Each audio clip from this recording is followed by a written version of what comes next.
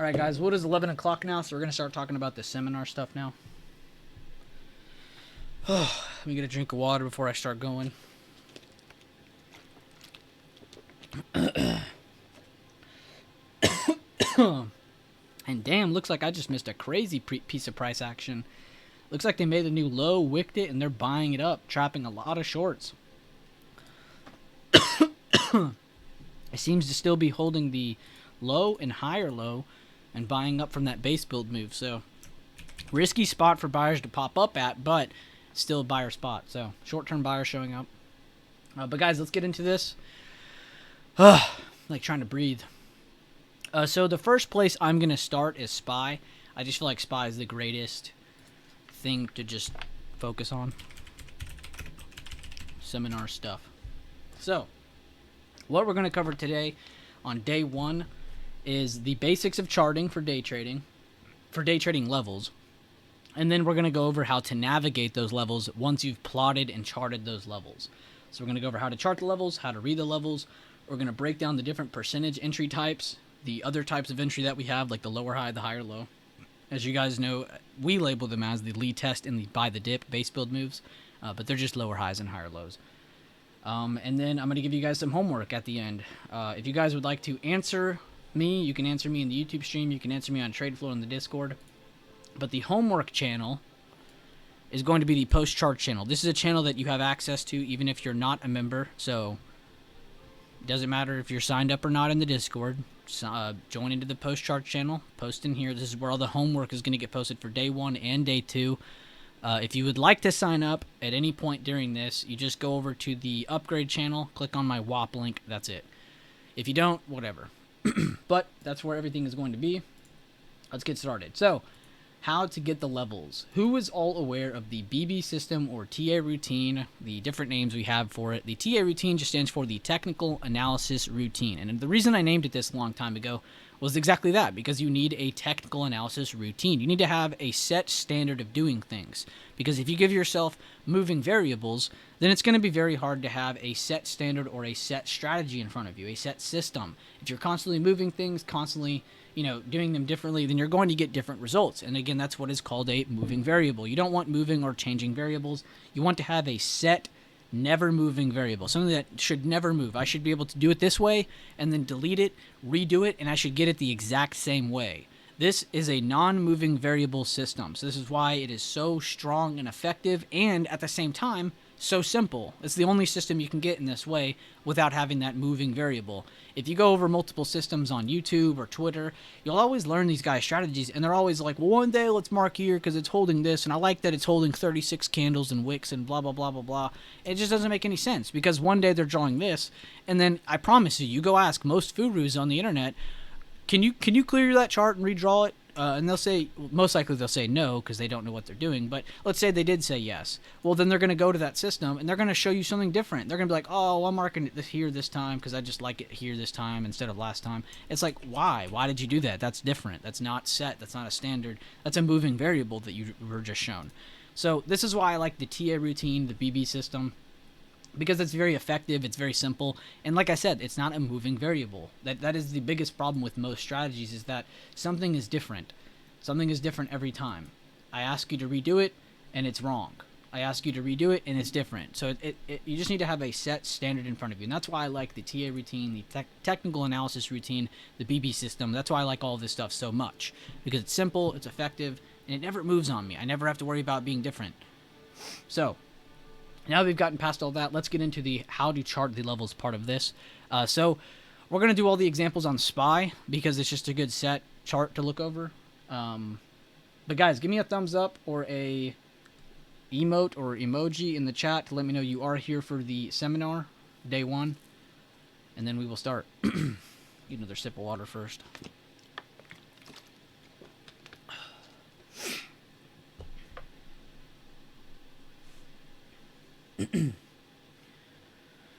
Oh.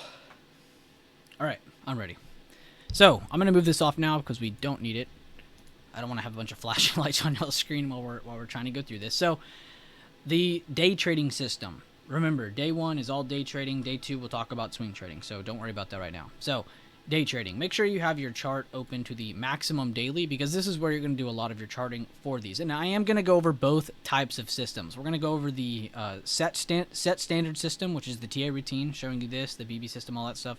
And then I'm going to show you the recent price levels and how sometimes me and Leland will show you guys those SPX levels. Sometimes we'll chart those with just recent price action. Sometimes if I see I have an inside candle and I'm trading off of that, sometimes I will just focus on the recent price action. I won't even bother with that. So, which you'll also see that in the inside bar video. But let's get started now. So, the TA routine.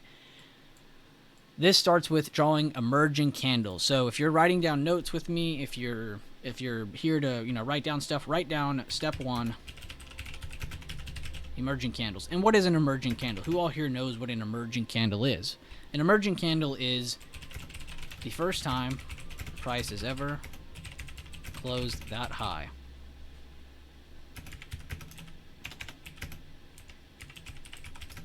On a positive print, which is a fancy way of saying on a green candle.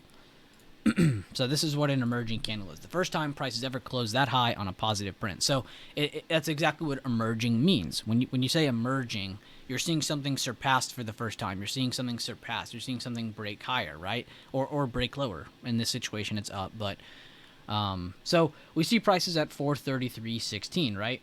We could all see that. It's clear as day.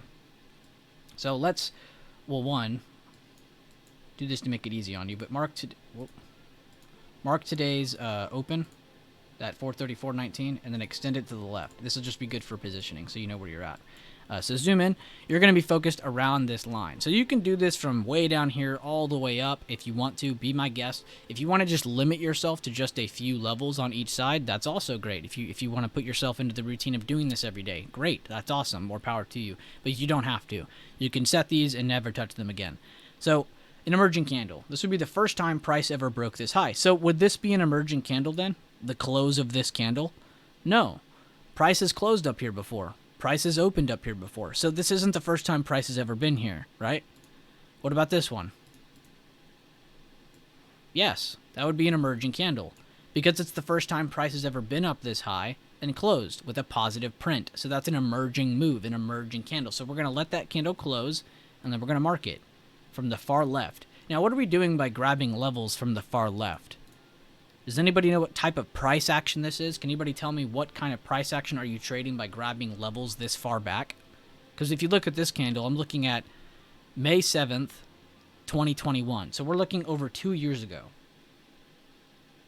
Price history, exactly. Alexis got it right off of the dot. Yes, instantly got it. Yes, price history. You're trading price history. That's all we're focused on.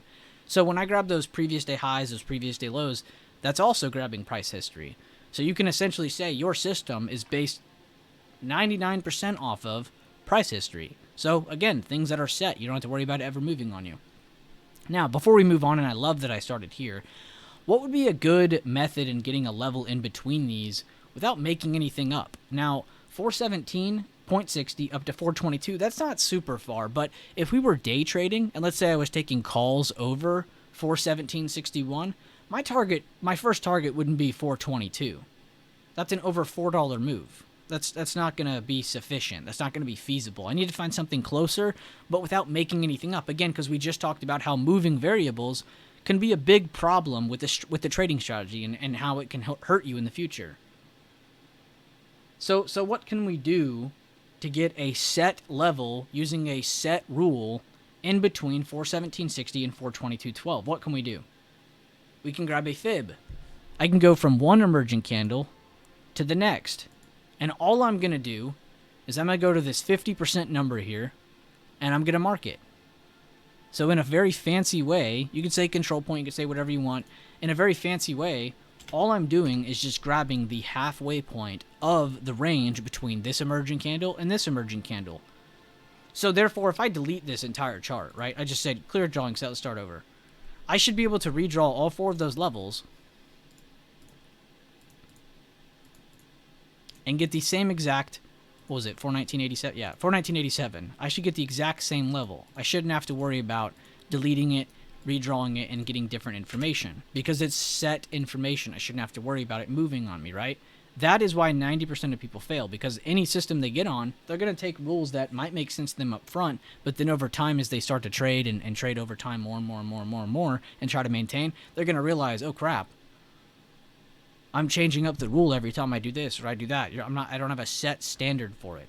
So that's a big problem. So let's keep going. Now that we have the rules behind what is an emerging candle, what is something we can do to get these other in-between levels that might not be as easy to see. And then here's a trick question too. So we see this one's a little higher. This one's higher, so that's an emerging candle. Sometimes you need to mark that though to see that this is higher by a few cents. Mark that, mark that. Oh, and before we move on, if you hit the settings cogwheel, make sure you have Snap Drawings 2 OHLC, that stands for Open, High, Low, Close. Hit apply, then hit OK. That is why I'm able to just kind of lazily click the candle and then perfectly get the close. So it's not that I'm amazing at charting, it's because there's an amazing setting for it. So make sure you click on that. Now we're zooming on over. Remember, price is way up here.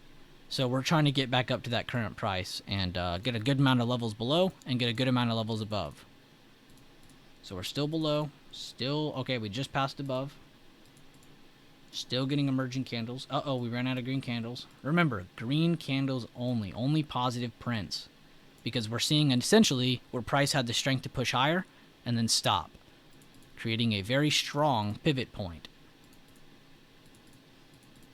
So we're still grabbing emerging candles. And we can maybe stop up here. We don't have to keep going higher. We're at almost 450 now. And yes, do not mark dojis. That's a yellow candle.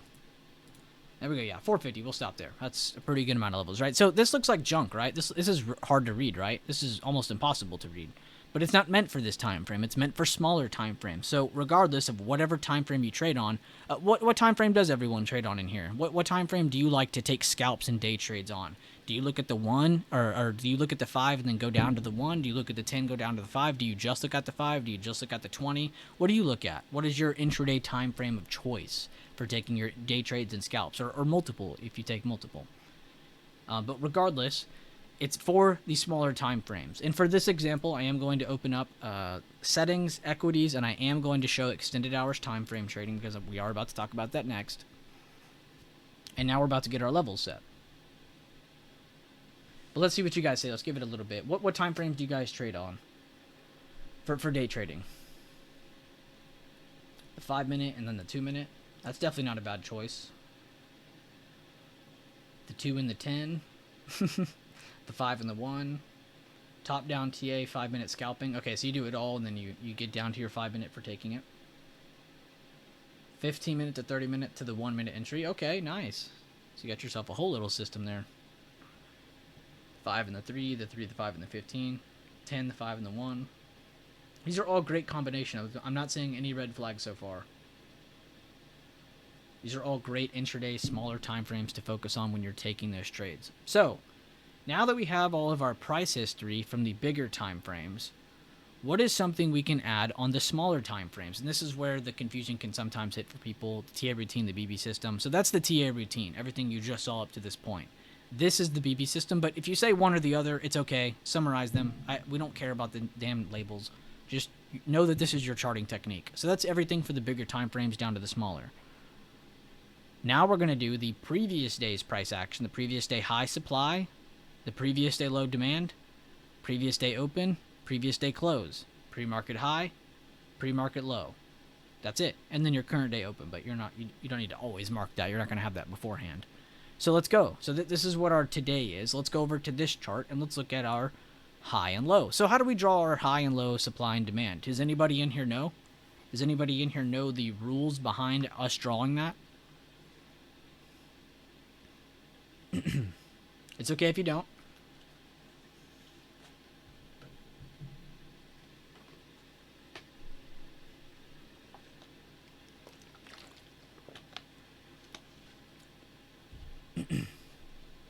And this is something we've also been very adamant about all year and last year with adding just, again, short-term supply and demand.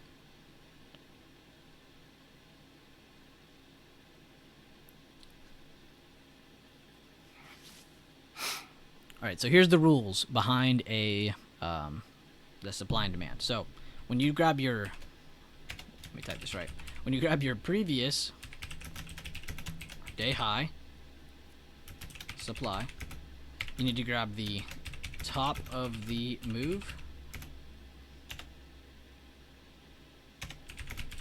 to the open of the last green candle. Now, sometimes that'll be a little bit tedious. We'll change it up. And then you have the previous day low demand.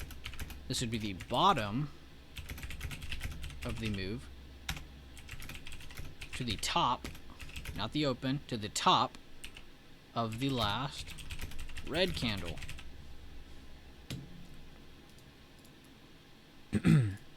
So these are just good short-term things you can draw with setup rules. So if you watch my breakdown, it's a video that's called "How to Draw the Previous Day High in Supply, in Demand, blah blah blah, in under 5 minutes or less than 5 minutes." I think is the title of that video. It's a very quick video.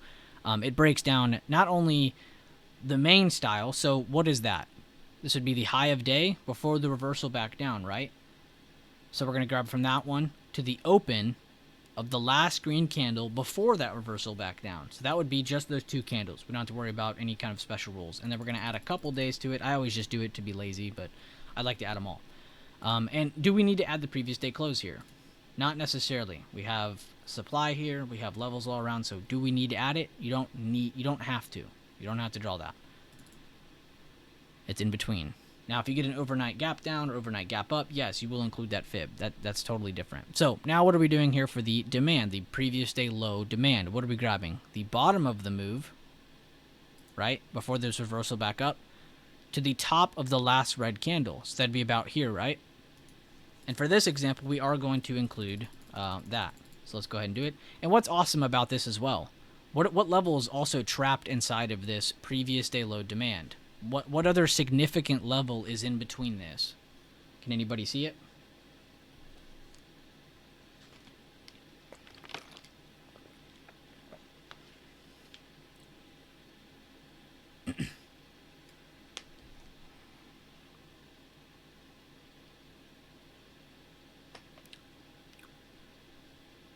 The open, exactly. The previous day open is inside of that. That's amazing. Sometimes, if I see the previous day open or the previous day close very close to one of these areas, I will extend this range and I will just include it. So would I include this one to the close? No, that's too far. We're circling half the chart at that point.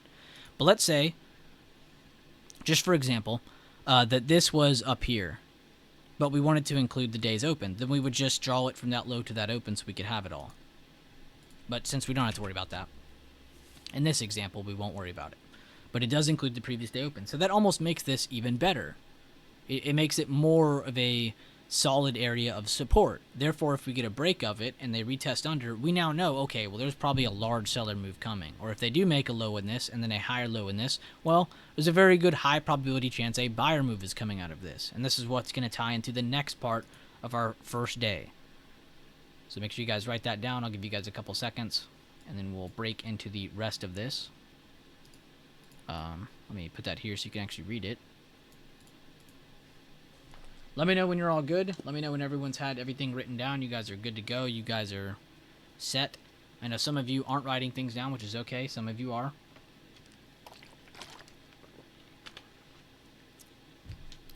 Also, and here's a fun little question for anybody in here who wants to kind of grow their intuitiveness in this.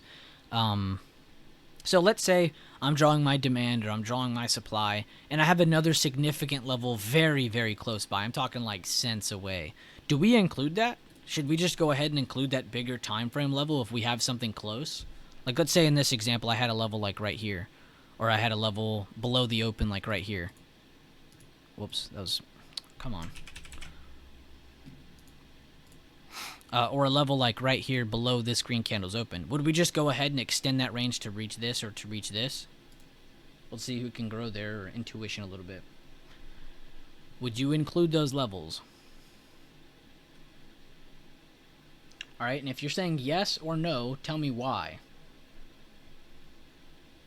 I see the yeses. Tell me why. Why is that? Why can we do that? Or why do you think we can do that? It doesn't matter if you're right or wrong. I'll let you know here in a second if you're right or wrong. But try out for a second. Why do you think that's okay? Screenshot not available for security reasons.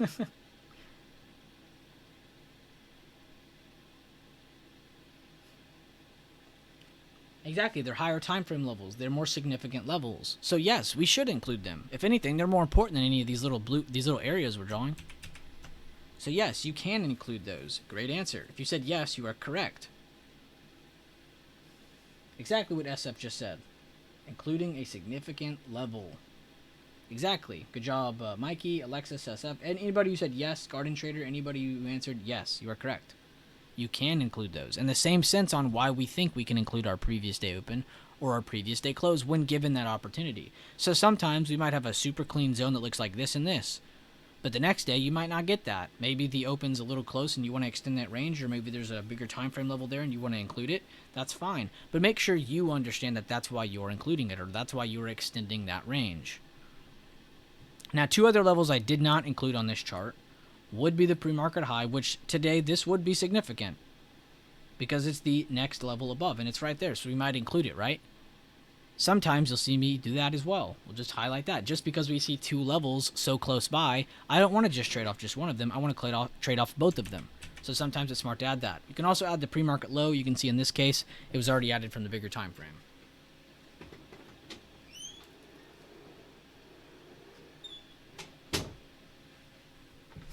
So, yeah. And a funny thing is, too, with a lot of people who like to use the recent price action levels or who just like to focus on, just smaller amount of levels, a lot of the time these supply and demand areas or these TA routine levels will line up with a lot of your levels that sometimes you have as your pre-market high, your pre-market low, your current days open. So sometimes when you see that, that's a good thing, because if anything, it's reinforcing, hey, look, your system works. Every time the chart makes a big move, it's happening from one of your levels, from one of your areas. Does it always happen after the course of one candle? No. Sometimes it takes a couple hours. Sometimes it takes a couple minutes. Every time's going to be different. So I can delete this. We're all good on that. So now that we have how to chart the levels, we've taken almost 30 minutes to talk about how to just chart the levels and how to get our chart prepared. Is everybody up to date? Does anybody have any questions on charting or plotting the levels? Because we're about to break down how to read them, the types of entries, and then we're going to end it with homework. But please, this is the time to ask any questions about the charting, about how we're getting some of these levels, some of these areas. If you have any questions on that, this is the time. I'll give you a minute or two to answer.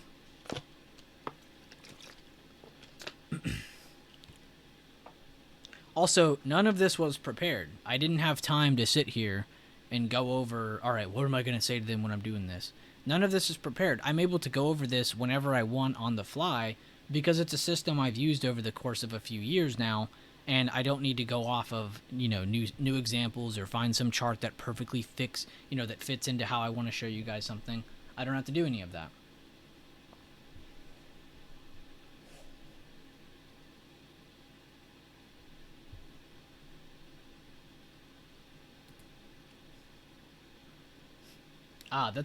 These are actually both very good questions. Garden Trader and Rashad, sorry if I'm saying your name wrong, but they asked, when would you not draw a demand or supply zone? And then Rashad said, how to chart the supply demand if there are huge candles. This is a great question, and this is why I didn't tell Chuck he was wrong when he said wick to meet. So let's say you do have a very awkward candle. Let's go to a different part of the chart here so we can draw. So let's say you get a wick below, right? A really, really big wick below. So that's part of our low. But your last red candle was like way up here, right? So then technically this would be like all of your demand, right? What is something else we can do? You can just go from that low to the next significant level. You can just go from the low to the meat of this candle. This is why I said Chuck wasn't wrong. So if you do end up having these weird awkward... Here, let's try to find one. Let's not just draw. Let's try to find one. Just like that one was super clean. That one was super clean. So like right here, this is another like tedious situation. It's like, yes, this is the high of day, but this is where you fell down from. So yes, you would start from the high of day, but you didn't reverse from here. You reversed from here, so it would include both of these. Then you would do it like that. So that's like a tedious situation. Some of them are going to be a little different. Let's try to find a weird one though. That was a good question. Lately I haven't had that problem, but when I do have that problem, here we'll just do it on this so you guys can get a good answer. You go from the wick to the meat.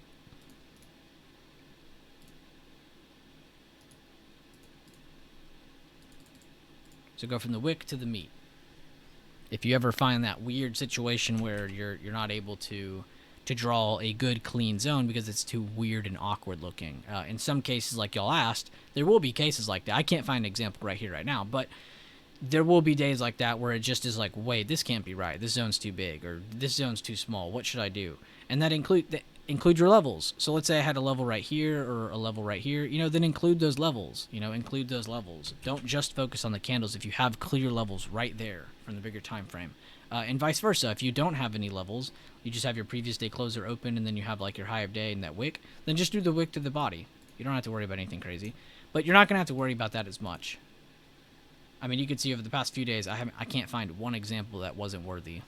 Every single one of these days in front of you right now all worked fine with the supply-demand method, so it's very rare you'll have to adjust to that. But in case you do have those special... See, like right here, this is a good example. So, like, the demand is right here, right? The low of the move, the top of the last red candle, right? But that'd be a little weird, right? To just ignore that level right here. So it's almost like we need to include this and that level, right?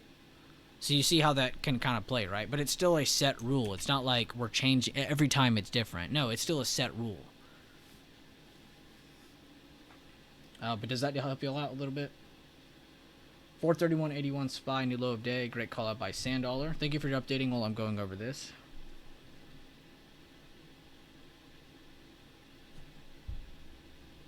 That does make sense? All right, good. And those were great questions, because price action can be a little awkward sometimes where you get these examples where it's like, well, that's not so clear to me, whereas one day might be super clear to you. And this is why it's good to practice every day. Don't just do this one day and then be like, oh, I don't like it. You need to do this day. And then guess what? And here's a good topic we can talk about before getting into the entry stuff. But maintenance. Who all here is really good at chart maintenance? Sorry for yelling that at you. But who here is really good at cleaning up your chart, having it ready for the next day? What do I mean by that? So let's say price action breaks through this or breaks through this. What can we do? Well, I need to clean this up.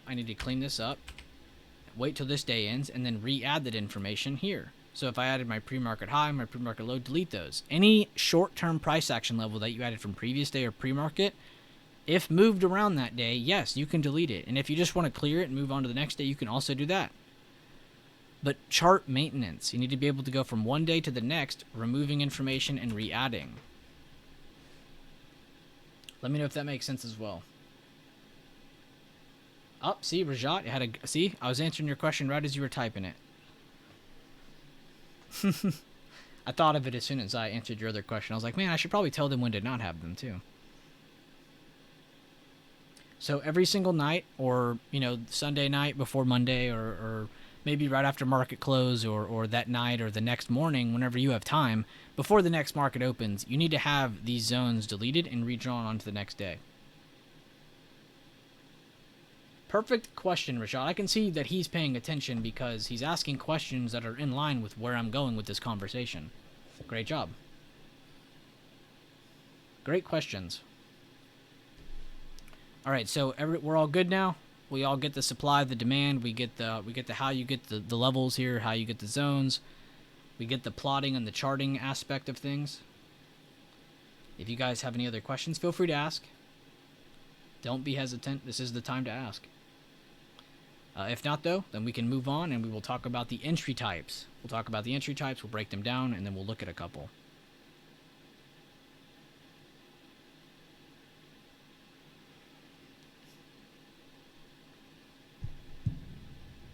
Here, I'll give it like 2 minutes, because I know I had a couple people join late.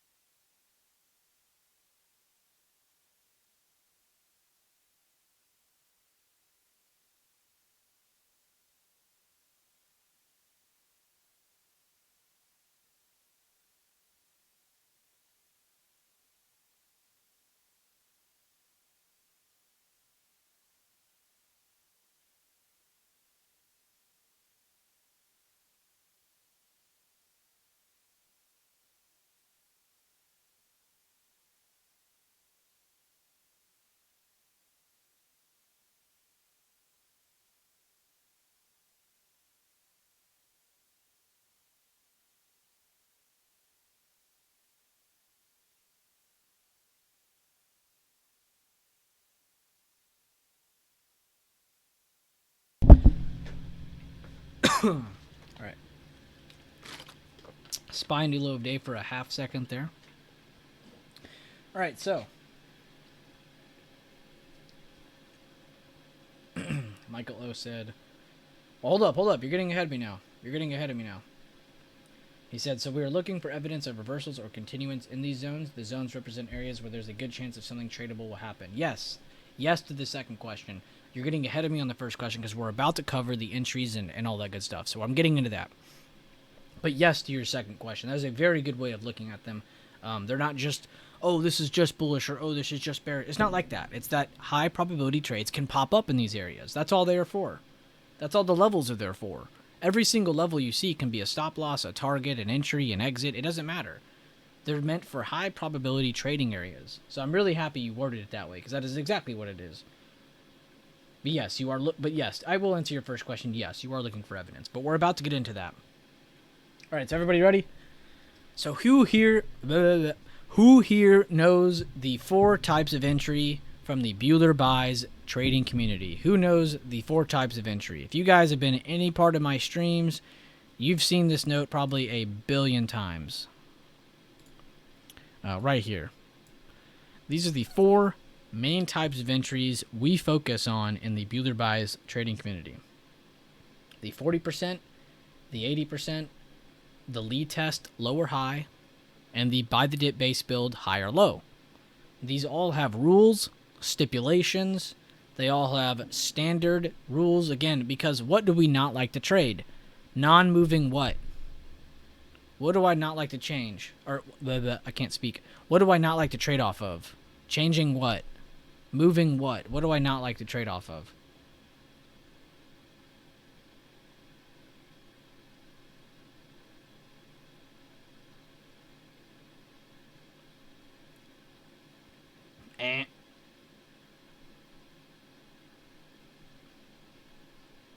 Variables. We don't like to trade off of variables. Things that move. Moving variables. Changing variables. These can move around on us. This is what we talked about with all the trading strategies that are so popular nowadays. They all have moving variables. If I was to ask someone to look at something and then ask them to delete it and then redo it, I'm going to get a second outcome. I'm not going to get the same exact outcome I had the first time. If you were to do this with this system, you're going to get the same exact outcome every single time. Now, is that true with our trade outcomes? No. 40% entries, we know. Out of 100% confidence, we know that you should lose more 40% entries than you win. So should you take those more often? No.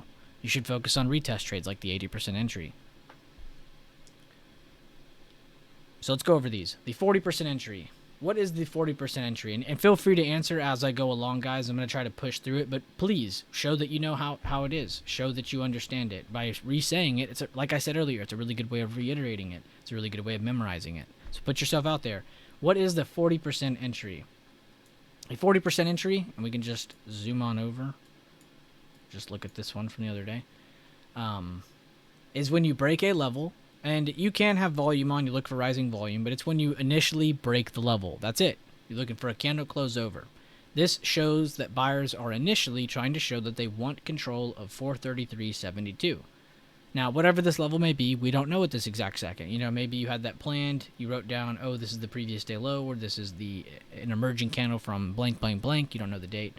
You know, whatever it may be, whatever the reason is, you can look at that later. You're getting the close over an important level. That is your entry, 40%. Why do we call it the 40% entry? Because out of 100%, let's just say out of 100% every time, out of 100%, that is how much confidence you have, and that is how much probability is in that trade. Because you do have, oh, okay, we broke resistance, we're in. Buyers should try to take it to the next level.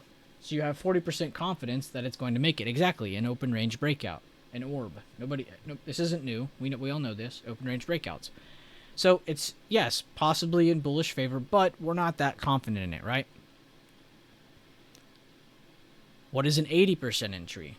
You don't really have an example here of it. But an 80% entry, we can go over here and do some drawing finally. I've been waiting to do some drawing. Let's say this is our important level. We can watch current price as well while we're doing all this. So let's say you have price sitting up here. Blam, blam, blam. I know I'm amazing at drawing. and then it breaks support, right? So now you have your 40% entry. We get it. All right, it's had an open range. What's your stop loss on an open range breakout?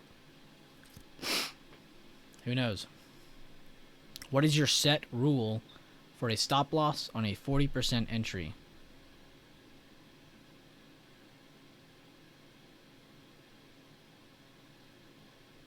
Exactly, Alexis got it. A 40% entry is a level of confidence to enter trades. Breakout 80% would be the retest and entry after confirming. Exactly. Can't type that fast like you. Yeah, we'll type some notes here in a second, Rashad. So we get a 40% entry, but who knows the stop loss? Anybody? Oh, you were saying that. Retested the level that just broke. Exactly. The level that just broke. Because all we have is a little bit of confidence, not a lot, and short-term confirmation that bears are trying to take this, right? So it needs to be at the level we set. There is also a passive rule where you can set the 9 EMA, you can set the halfway of the candle that breaks. I'm not going to give you all that junk because it's just a lot of rules to remember. The level that broke. Pretty easy to remember, right? So now let's say price, we didn't like that entry. We wanted the 80% entry. We don't want that. We want to get the better one, right? And by the way, before I move on, so we can make sure to be done talking about the 40% entry, what is the target for the 40% entry? Whatever the next level is. The very next thing you see needs to be your target. There's no reason that you should have confidence in making it past a new low of day or this level, making it to this level. You need to be staircase method out towards your farthest target. Selling at this target here. Let's say you had 10 contracts. You sell 9 of them here. Maybe it retests, maybe it doesn't. Maybe it just keeps dumping. That 10th can make that further target. Staircase method. I can't explain that one enough. If you've watched Workshop 11, if you've watched any of my videos in the past, any of my streams, we've gone over the staircase method a million times because it is a great method on how to grow your account, but also, more importantly, how to grow yourself, how to grow your confidence, the knowledge of the system you're trying to trade with.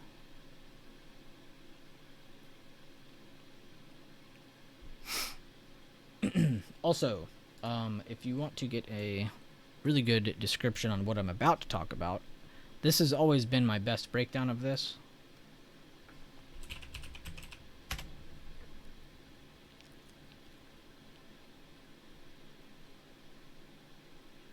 Yeah, this one. Oh, it also covers the supply and demand. So I guess if you want a really good supply-demand breakdown as well. This video is quick, too. It's 11.5 minutes. It's not that long. But that video there, and then this video, actually, I was going to find this one next. This one's it's a 4.5 minute video, but this shows you how to see whether you're looking at a retest or a reversal, so you can watch that as well. But that video will show you a great explanation on the 80% entry. I'm still going to cover it. I just wanted to give you that because I still feel like that's going to break it down better than I'm about to. But in that video, it was in a live stream, I believe, and I cut it out. But I was showing everybody, it's not just about getting a perfect test of this. Too many times I see traders say, I'm looking for a retest at that level, and then they miss this trade. You know why they miss that trade? Because they don't know what the hell they're looking for. They don't know what they're looking for. They think they're looking for a retest of that, but they don't know what they're looking for. So what do you need to look for here? This is where my swing traders will pop up. A pattern with positioning. This is where you need to be looking for, one, as the buyer shows up, do they have lowering volume? If they do, that's great. That means it's probably a weak buyer move. If you end up getting wicks up against this resistance, that's a great sign that sellers are still present against this resistance that used to be a support. Remember, this used to be a support. It just now broke, and you're getting confirmation that it is now turning into resistance. Very bearish. So you're looking for that confirmation. You're looking for that continued control of that. Sometimes you will get a little bit of slip up and it go a little bit over. But what you're looking for is any kind of bearish confirmation against that resistance. Bearish engulfing, dark cloud cover, inverted hammer. It doesn't matter what you're looking for, what kind of candlestick you're looking for. Find it against that resistance. That is where you get your retest trades. That is where you get your best high probability and also some of your best risk reward trades. Can anybody tell me what is the only better risk to reward trade that we have that is better than this? The 40%, we have the 80%. What would be higher probability than the initial retest? Can anybody tell me? This will also be a good connection into the next entry type.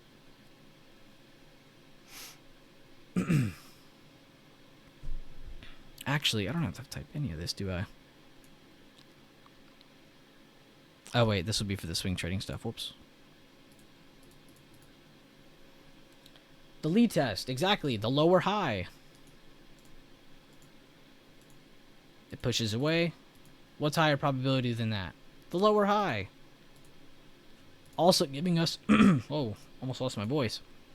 Also giving us more information that bears are further in control of this level, right? So then that's just how you read the level plain in sight, right?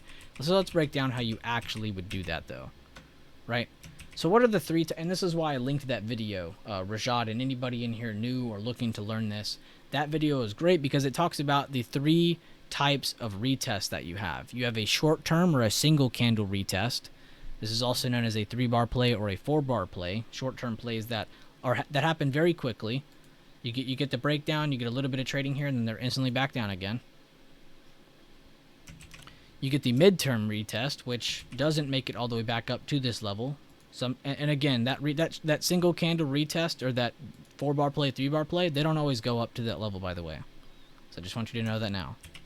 This is why we talk about the 3 types of short-term retests. So you have the single candle retest, the 3-bar play, 4-bar play look. Sometimes you'll hear people call it a bull flag, a bear flag, a bear rectangle, bull rectangle. That's what that is, though. That's the core mechanic of it, right? Then you have the midterm retest, and this is some of my personal favorites.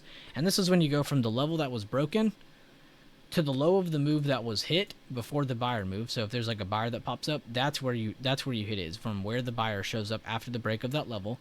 And if you can get a continued rejection of the golden pocket and halfway point, then you have a confirmed midway retest, a midterm retest. That is what we like to look for, also known as the Lee test, but this is one of our favorite ones. What is the last type? The most favorable type, but also the one that makes people hesitate the most. The one where they actually reach this level. Not just a little bit of trading here after dumping and then they dump more. Not just a dump, then a little bit of a pullback and then a continued dump. But a dump and then a full retest of where they dumped from. This is where you have to be your most patient. This is where you have to either go light in your position when you see that bearish candlestick pop up, or wait for that lower high to pop up, because that will make it more higher probability. It'll make it also to where you're not going to be sitting in that trade going, oh crap, oh crap, oh crap, staring at your P&L, because you're going to know that you're in a confident position. You're not going to be sitting here freaking out or shaking because you know that you're in a good trade. You don't have to sit here and you know, be super excited or be checking your P&L every 5 seconds. You'll be ready.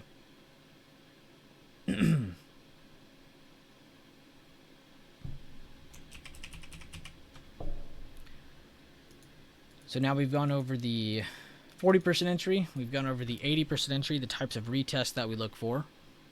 And by the way, that second video, when I was showing you guys on stream, like, oh, watch this one, it's 4 minutes and 30 seconds or something.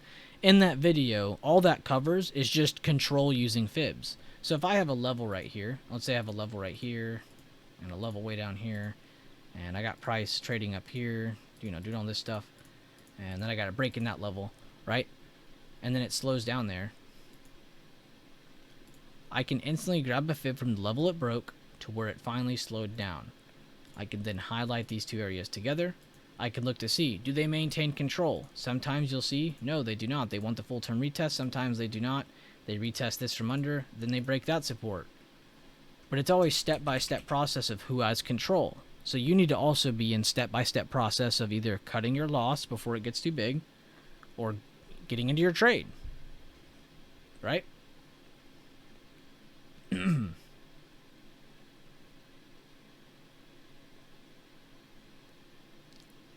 they bounce off of this, then you're like, oh, okay, well, we know they're in control still. You're looking to make it to this level. But guys, and this is what I wanted to go over next. It also will help you out, Mikey. So let's say you have, come on, man, why does it keep doing that? Let's say you have a level here, and a level here, and a level way down here, right? He said, B, how to enter when levels are close to each other, for example, just 20 to 50 cents apart. So short-term answer, you need to just combine those levels. I'm tired of people taking the risk on things that don't make sense to them. And in my, I don't know, at least when I go out into the world, if I find something I'm confused about or undecided or hesitant on, I don't find myself doing it because I don't understand what it is. So in trading, let's apply that same logic. If I don't know it, let's not do it, right? So if I see two levels that are too close by to trade that don't provide me a favorable trade outcome, What should I do? I should combine them together and wait for a move out of the area in general, not just out of one level to this level or this level to this level. I shouldn't look for that because it's not favorable, right? I should give my money a better chance. I should treat my money with respect and understand that this trade setup in front of me is not that favorable. So my money shouldn't be taking part in it.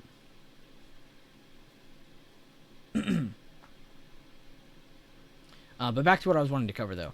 So I want to talk about taking profits. Too many times I see you guys, not just you guys, but just people in general. And let's go back to the all types of entries, right? So you get your breakout, you're trading down here. God, the chart's really moving while I'm trying to draw. And then you get your breakout above that level, right? What's your take profit?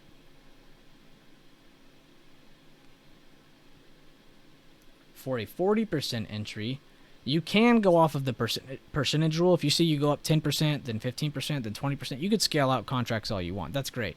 But you need to still play your levels. So if you have like your previous day high pop up here, you have a previous day low it's working up to, or just any level, that's where you need to be targeting, right? But you guys ever take those trades where, it comes down here, and then you get like a really, really good bullish setup coming, and then it starts to work back up, and you have your contract here, and you're in, and you're up profits, and you don't know what to do. Let's say you have a level here, and then here's your current high, and here's the level it just broke over. What is your game plan? Somebody tell me. What is your game plan? I'm in calls right here. We got a level up here. Here's my recent high before it dipped. Here's the recent high we just broke over. That, again, was more confirmation that this was a double bottom or higher low, giving me good bullish confirmation for continuation higher. What is my game plan on this call? This long position. What is my game plan on it? I'll give you guys a second to type it out. Plus, I need to sip some water.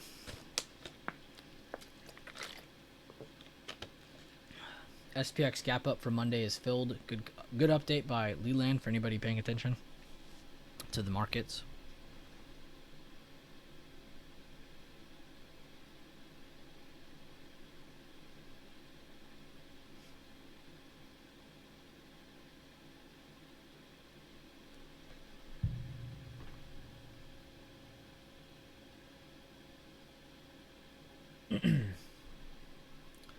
Nobody knows? I'll just go ahead and answer it then. If I was in longs right here. Oh, wait, you guys are answering now. My bad. I was being too quick. Alexa said, I'll draw a lead test and wait for the break at the 50% control point to retest the recent high for a scalp opportunity. Garden Trader said, stop at the recent high, taking profit at the higher high. Exactly. You need to have either a tight stop loss against this high that you just confirmed over. If you're a dip buyer, you need to be having your awareness that this is the level that's in question right now. So if you lose it, you don't need to be sitting in that trade anymore. We don't need to be holding it to see if it reverses or bounces. No, you need to be cutting it before it cuts you too deep. Some of my biggest losses are like that, where it's one of those situations where it breaks down and then you're like, well, I'm not going to cut that. I believe it'll bounce up, or I'll average down. No, don't do that. Now you're making a whole new game plan. Stick to what you said before, keeping a tight stop here. And then, yes, if you said this level, I was going to say wrong. If you said that the recent high, yes, that is correct. You were aiming for the recent high because we don't know that it wants to surpass that. We don't know that we're still bullish. We might be making a lower high for all we know right there, right? So if you're taking a bounce trade off of a level we just took and you have a recent high, you need to aim for the recent high for a majority of your position at the very least. Exactly, Mikey.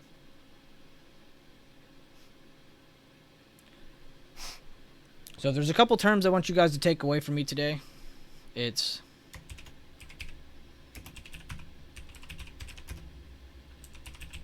buy favorable trades. I always type this one out because I'm addicted to this thing. Patterns with positioning. Again, finding that buyer pressure at a support, at a demand for a retest trade to the back to the upside. For a retest to the downside, you're looking for bearish confirmation, bearish pressure, bearish candlesticks against a supply or a resistance to give yourself the best chance you can. You're not looking to. It almost is like gambling. I hate when people say trading isn't like gambling because it is like gambling. I even say a lot of sayings just like it. If you go out and you trade cards, Are you going to put more money in the bet that you don't like your cards on, or are you going to put more money into your bet when you do like your cards? The second situation, you're definitely going to, right? So just like in trading, you're looking to stack the odds in your favor. You're looking to have more things in your favor to show that you are actually in a good trade. It's not just about if you're right or not. It's just to put yourself in a better opportunity, because then again, then it's almost like you're not even looking to be right or wrong. Now you're just looking to be in a spot of the chart that makes more sense. Now you're just trading logically. That's amazing. This is what most people don't do. SPY making a new low of day again.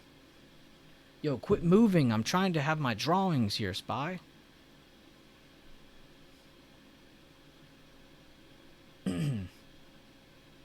God. Oh. So do we have any questions about the 3 types of entries I've gone over so far? I still have the 4th to go over. I just wanted to make sure I covered targets. I covered some of the kind of tedious talk you don't always, hear as much, because, again, just trying to make sure we're all in the right system.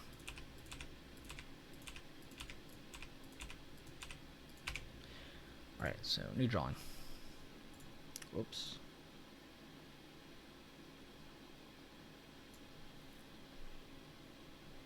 So do we have any questions or any statements or anything to be added on to what was said about the 40%, the 80%, or the lower high, or as known as lead test entry? You guys have any questions about those 3 so far?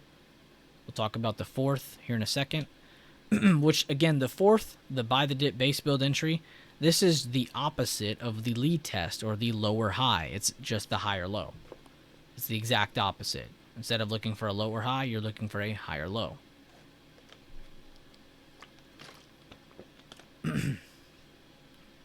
So do we have any questions or anything before I move on? Getting kind of towards the end of this session for the seminar part of stuff, but just again trying to go slow because I want to give you guys time to ask questions or anything beyond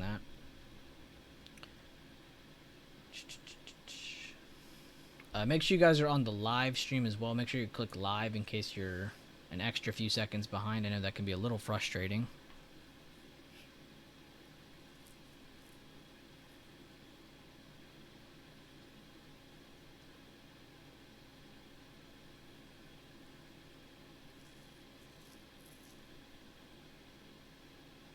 Just making sure we're all good. I don't want to leave anybody behind. I want to go slow. That's what this is for.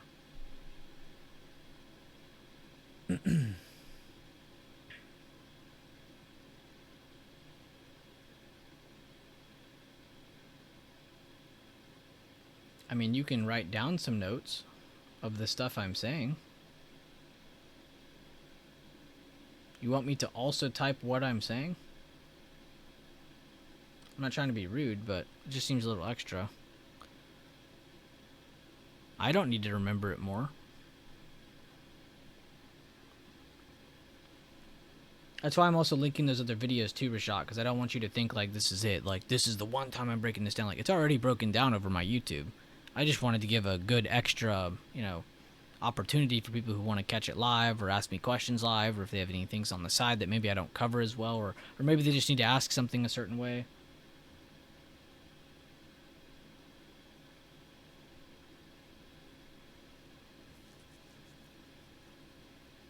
And again, I'm not trying to be rude. I'm just saying. But let's move on. So let's do our last entry type example. So up to this point, we've gone over how to plot / chart the levels of price history. Here, we'll do this. Oh my god. It's not like normal typing. How to plot / chart the levels of price history. What else have we gone over? Let's get some notes going. What else have we gone over? We've gone over the entry types. We've gone over the 40% entry type. Whoa. 40% entry type.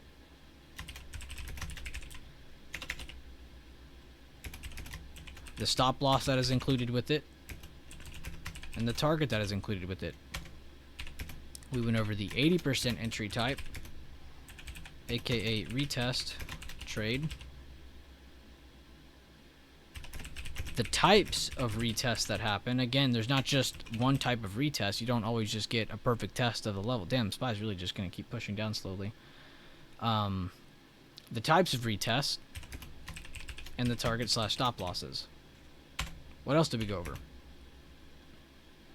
We went over the lower high trade, as known as the Lee test.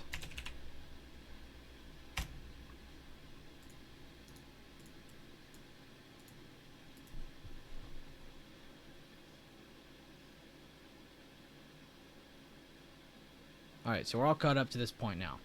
So now let's do the next one. The last entry type. The 80%, or the higher low base build by the dip entry. Sorry that it's such a long name. I've had this name. By the way, all of this is already posted too. This isn't like something new. Before we move on, if you go to the popular section of my channel, like go to videos, then go to popular, this video covers everything that you're listening to right now. So if you just want to watch this, you can. Hold up. But this is the video that has the 4 important trading strategies. This is everything I'm talking about now. But if you go to playlist, where is it? Hold up. One sec. Here it is. Base build by the dip strategy. View fuel playlist. There's only 5 videos in here. But every video covers the exact same topic. And there are other videos that cover this. I just stopped adding to the playlist because I just felt it was repetitive. But this covers live trades we've taken, reviews, examples, other types of variations you can use with it. You can see some of them have the 9 EMA. The original strategy had the 9 and the 30 TEMA. And then we have some that don't use them at all. If you just want to use raw price action, you can. But this is a lot of people's favorite entry types because this one is like timing. So like you guys know how some of those days will start out and it's just like a lower open or whatever open you get. And then we just like sell off like the first half of the day. This trade is amazing because this trade is amazing for people who are like at a job, or maybe you're just busy, or maybe you hesitated on this and you didn't want to chase it, so you just let it keep dumping. Well, eventually it does end up stopping to dump, right? So you end up getting you end up getting a reaction move. This is the first move. This is the do not trust me move. I will break your heart move. I do not actually love you. We are not actually friends move. Do not trust this first move. This can be looked at as a bearish retest still. So what do we end up getting after that? A dip lower. Oh, they are faking us out. What the hell? So then what happens? We're looking for a double bottom, or better yet, a higher low. This means that this pull down, this pullback that happened the second time, did not break the recent low. That is rule number 1. You need a reaction move. I don't care how far it goes, where it goes. You just need some sort of reaction move. The smaller the better, because then you can have a better entry. You have higher room of the chart above you, so you have higher favorability of making more profits. But 2, also holding or not making a new low. When the pullback happens, not making a new low. That needs to happen. If so, that might invalidate your trade short term unless it wicks and then pulls back up. Then that's okay. But you need it to close over this low. Right? So this is where you're looking for your entry. Because this is where your bullish hammers pop up, your bullish engulfings, your piercing lines. This is where your hammers, this is where your reversals pop up at. Every single one of them will pop up here. What is a late entry that you can take? We talked about this earlier with the retest entry. And this is what you'll sometimes hear some people in my chat call the better 40% entry. Because this is something that had a low, it had a higher low, and then it broke the reaction high. This is what people call sometimes the better 40% entry, the 60% you'll sometimes see. But this is what the base build by the dip move is meant for. So if you're someone who bought here in the initial position, you can scale out here. If you're someone who's still waiting to break over the reaction high, then you're looking for either one, a level that's in between this range. In this example, we don't have any. But or the other notable levels, the current day open, the previous day open, previous day close, the pre-market low, the pre-market high, something of significance. Again, every level we've drawn up to this point has had significance. So finding a level of significance and selling at that. Let's say you have 5 contracts. You sell 4 at that target. Try to make it to a further target after that. If that invalidates and pulls back, sell it. Take a small cut on it. But step 1, you need to focus on having one contract. This is a really good kind of continuation into this conversation now. When you're using the staircase method, you need to focus on 1, mental reps, step 1, stage 1. All right, let's finish this note first before I continue.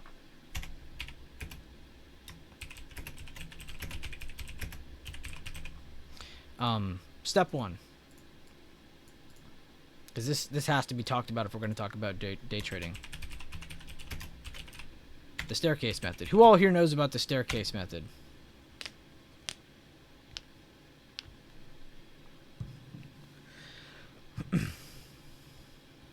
It's okay if you don't. If you do, though, please show your hands.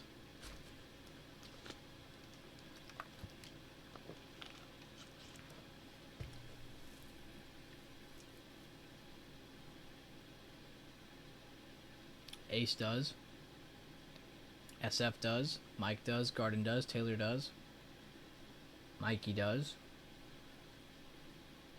A lot of the BB seasoned traders around here know what they're talking about. The staircase method, though. So this is a really good system in itself because it's really good at reminding yourself at, one, being patient, not chasing, but two, it's a really good method at, one, growing your confidence, two, growing your knowledge of not just the chart and price action and how it all works out, but also the knowledge of your strategy and how you trade it. Maybe you end up finding out over the course of this many trades or that many trades, you figure out, oh, I'm really good at doing this, but I really suck at this. Then maybe you just focus on the good part of it, try to do more mental reps on the part of it that you're not so good at. Again, this takes time, so don't beat yourself up if it takes you a couple months to figure out retest trading. That's okay. Don't beat yourself up. Take as many mental reps as you possibly can. So, step one, mental reps. This is a stage that I help people get to, but I make sure that they stay on this as long as possible because as soon as they jump into a live account, there's almost no turning back for most people. It's like most people get into a live account, it's almost like they completely erase the fact that mental reps are even a thing. So when I help people with this, I help by getting them on mental reps. What do I mean by a mental rep? Taking those trades, taking those entry types with the levels that we talk about in your head. Don't go take a paper trade. I swear if you say paper trade, I will choke you. Just kidding, YouTube satire. I wouldn't actually choke them. But don't paper trade. It'll give you false confidence.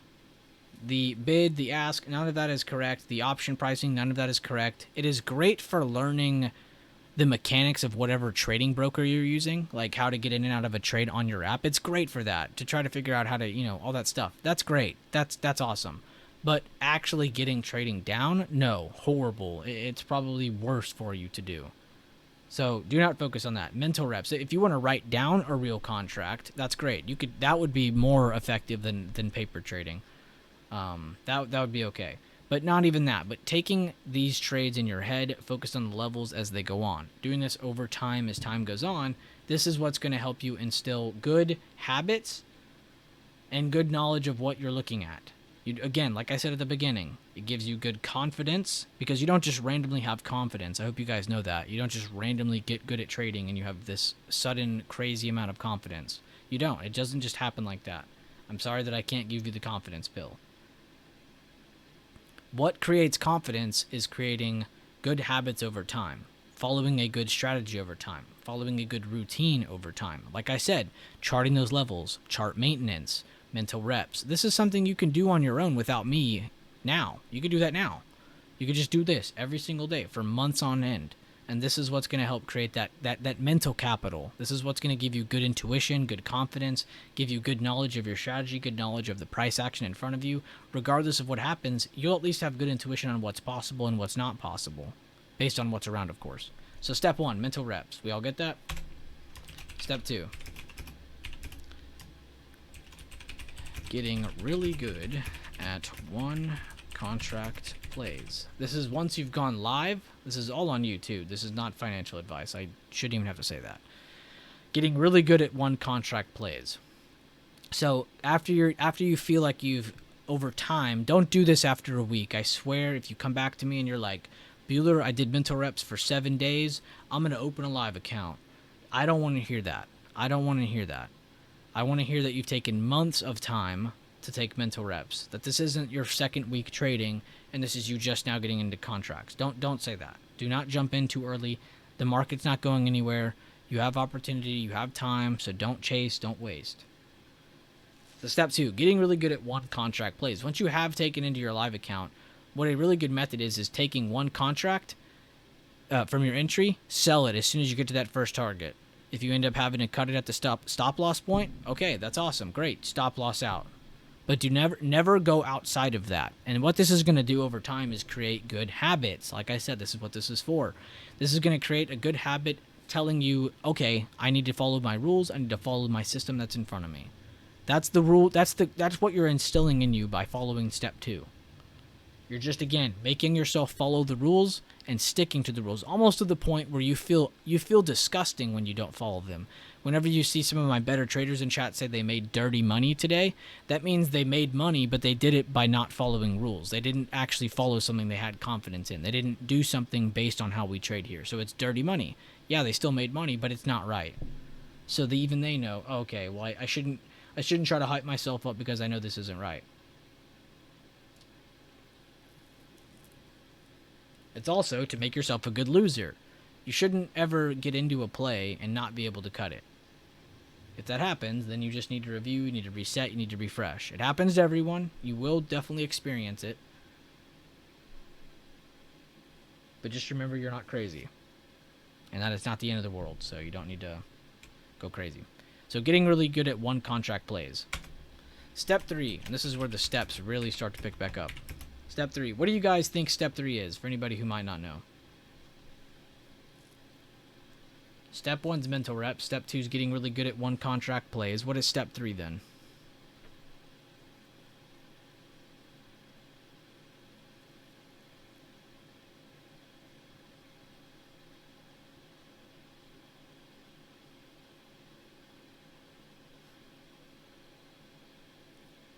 Patience is learned through practice and helps with trade selection. Exactly.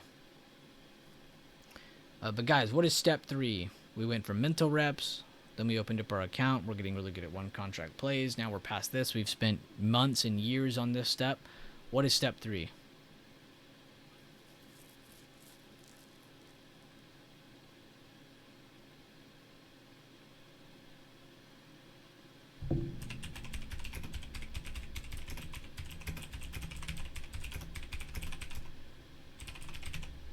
Taking multiple contracts and scaling out at levels.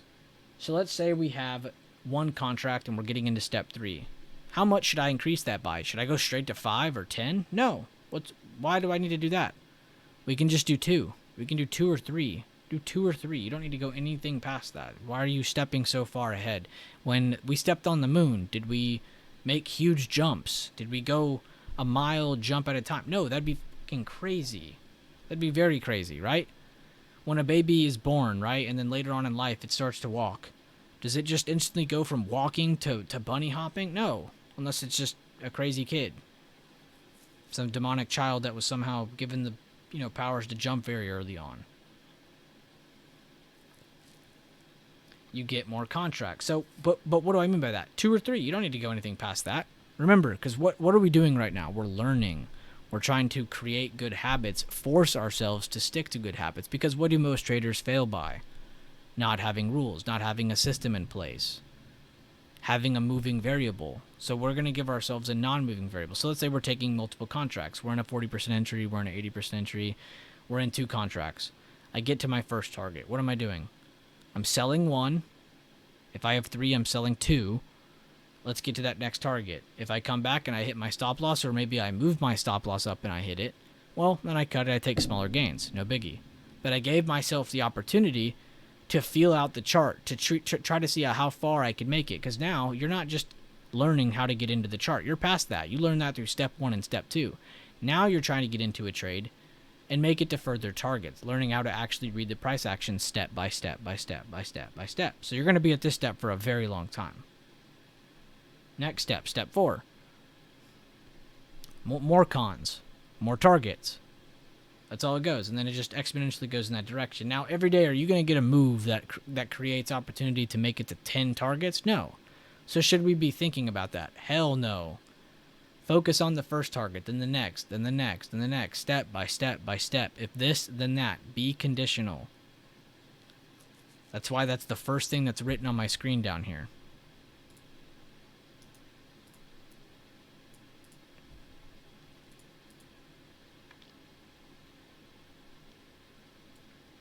And yeah, limit yourself. That's probably the best saying down here.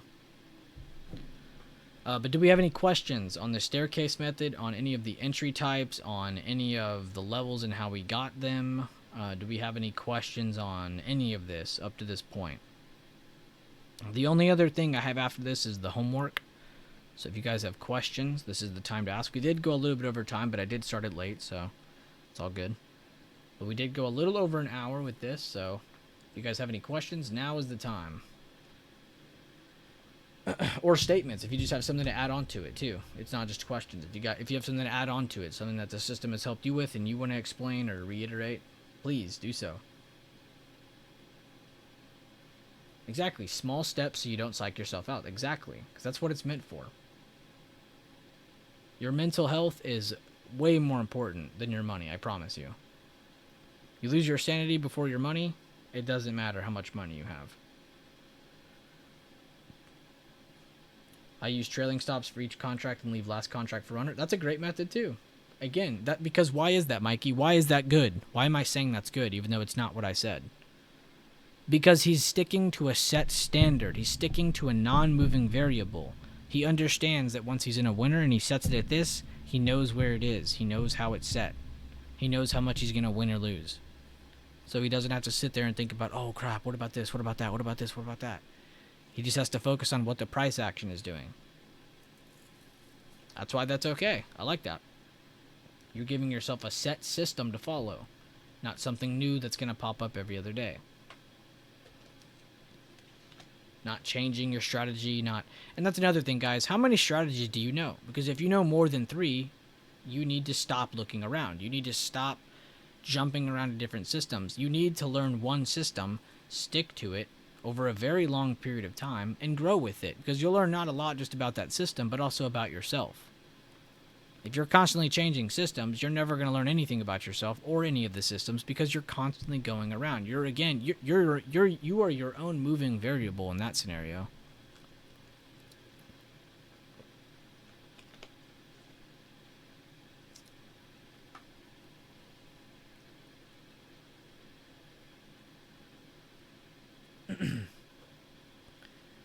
Didn't you just teach us 4? What?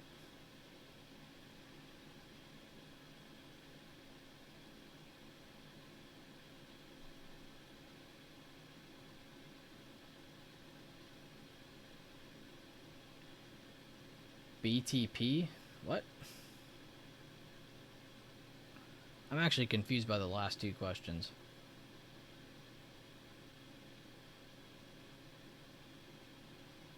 Oh, my bad. At first, I thought you were, like, behind in the stream, but then I was like, there's no way.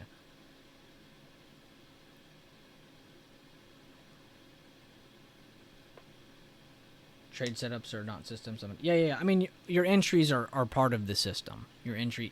So, the system is your TA routine, your BB levels from the previous day, your pre-market, your entry types. This is all one system. Do we have a name for it? No. It's just price action. It's price history.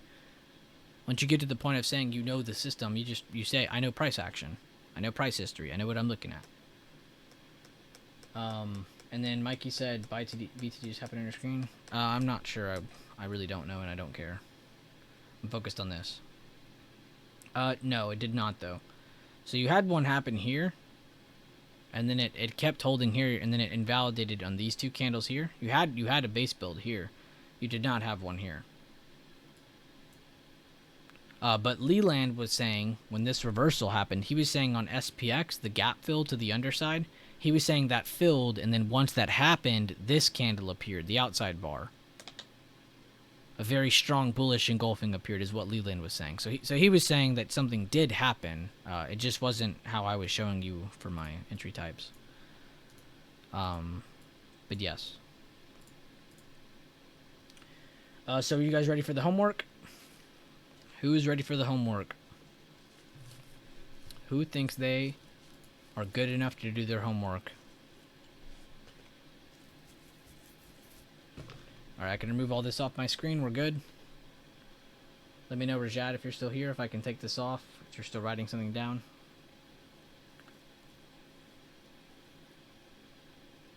Homework, like the stream, and subscribe. Alright, awesome. Alright, let me clean this up real quick, and then I'll give you guys the homework.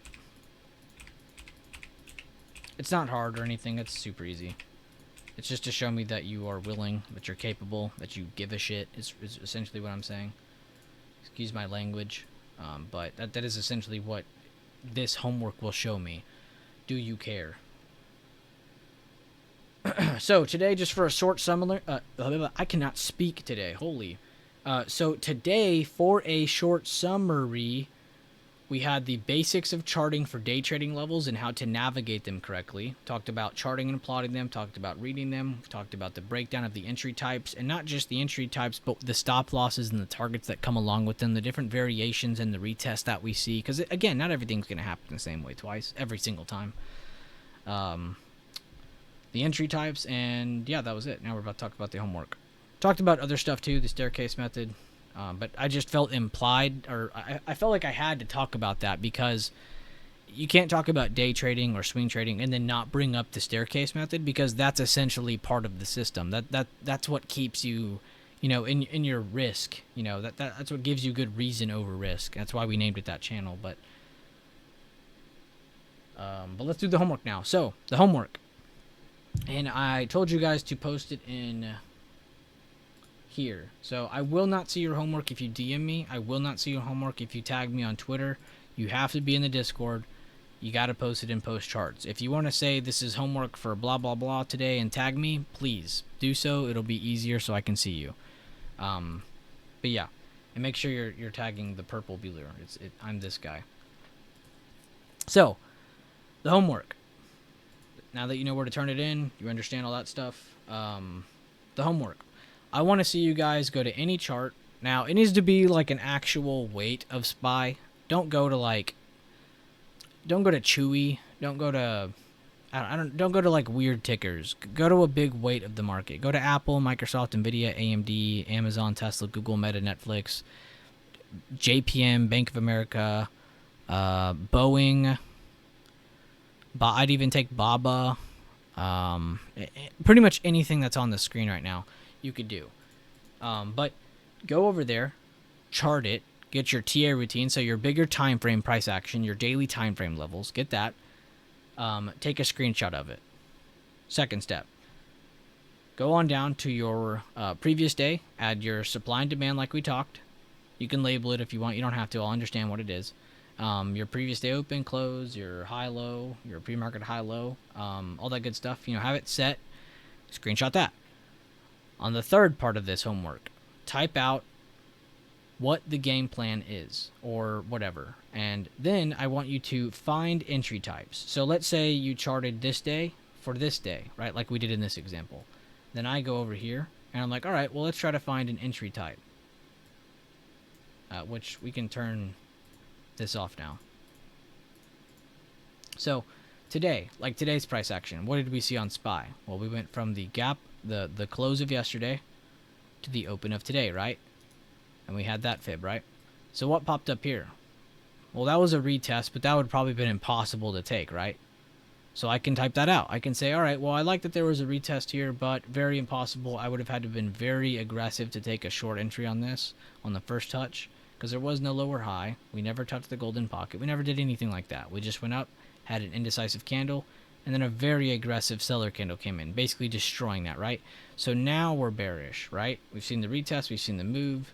Now we're bearish. I see a 40% entry here. They break a new low of day, a new close, right? This is my 40% entry. I'm going to aim for the recent low. I'm going to keep my stop loss at this level. If I want to keep a looser stop loss, maybe I can set one in range kind of right here, because you can kind of see where price inside of that part of the range. Why is it doing that? Why is it doing that? Part of the range about right here. So I see price is pretty significant here. They couldn't get past that until this candle appeared. So if I wanted a good loose stop loss, I could set one there. So again, just going to price action to set that. Being able to break this stuff down. So finding an entry point and then creating a plan around it, that's the homework. Show me that you know how to draw the levels. Show me that you know how to read the chart. And you can't do that example. I just did it, so that would be cheating.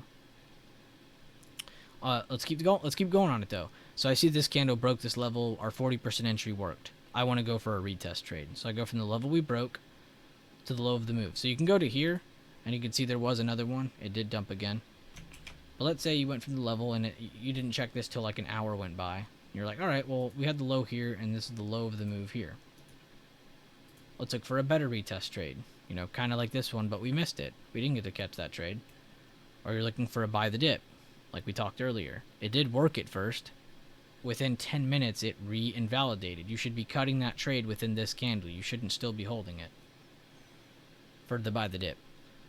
So let's say we like it for the retracement. We like it pulling back. We take it. All right, bam, I'm in here. What's my stop loss? Halfway point. What's my target? The low of the day, and then I want to scale out towards whatever next target I have. Did it make it to that? No. So being able to point that stuff out, regardless of it working or not, you're not trying to find things that only work. You're trying to find things that work and don't work. So you have all of the workings of what your system is. You understand, okay, this validated, this didn't. This invalidated, this didn't. Now you're able to tell what works and what doesn't. So that's the homework tonight. Make sure you go through your own chart, you chart it up, and then again, just really tell the story of what's going on that day. Circle entries, circle exits, talk about stop losses, type it all out if you need to, and then if you want to turn it in, please put it in here. Alright, sorry, I was catching up on the updates. Let's get started finally. Keep calm and listen to seminar, yeah. Alright, so, who all here has swing traded before or has ever gotten into it, never really had an idea of what they were doing, or who's ever just wanted to get into swing trading? Who's ever just wanted to just try it? But maybe you never had a system. And see, what I'm about to do is basically what I did yesterday, but for swing traders. So yesterday we did a bunch of day trading talking, scalp trading talking, getting the levels, reading the levels, navigating the levels, and really just giving everyone structure and stability. From there on, it's on you. You know, over time, creating good habits, all that good stuff. But at least you have a system, you have a path, you have something, you have a direction, you know where to go, you know what to expect and where to go, right?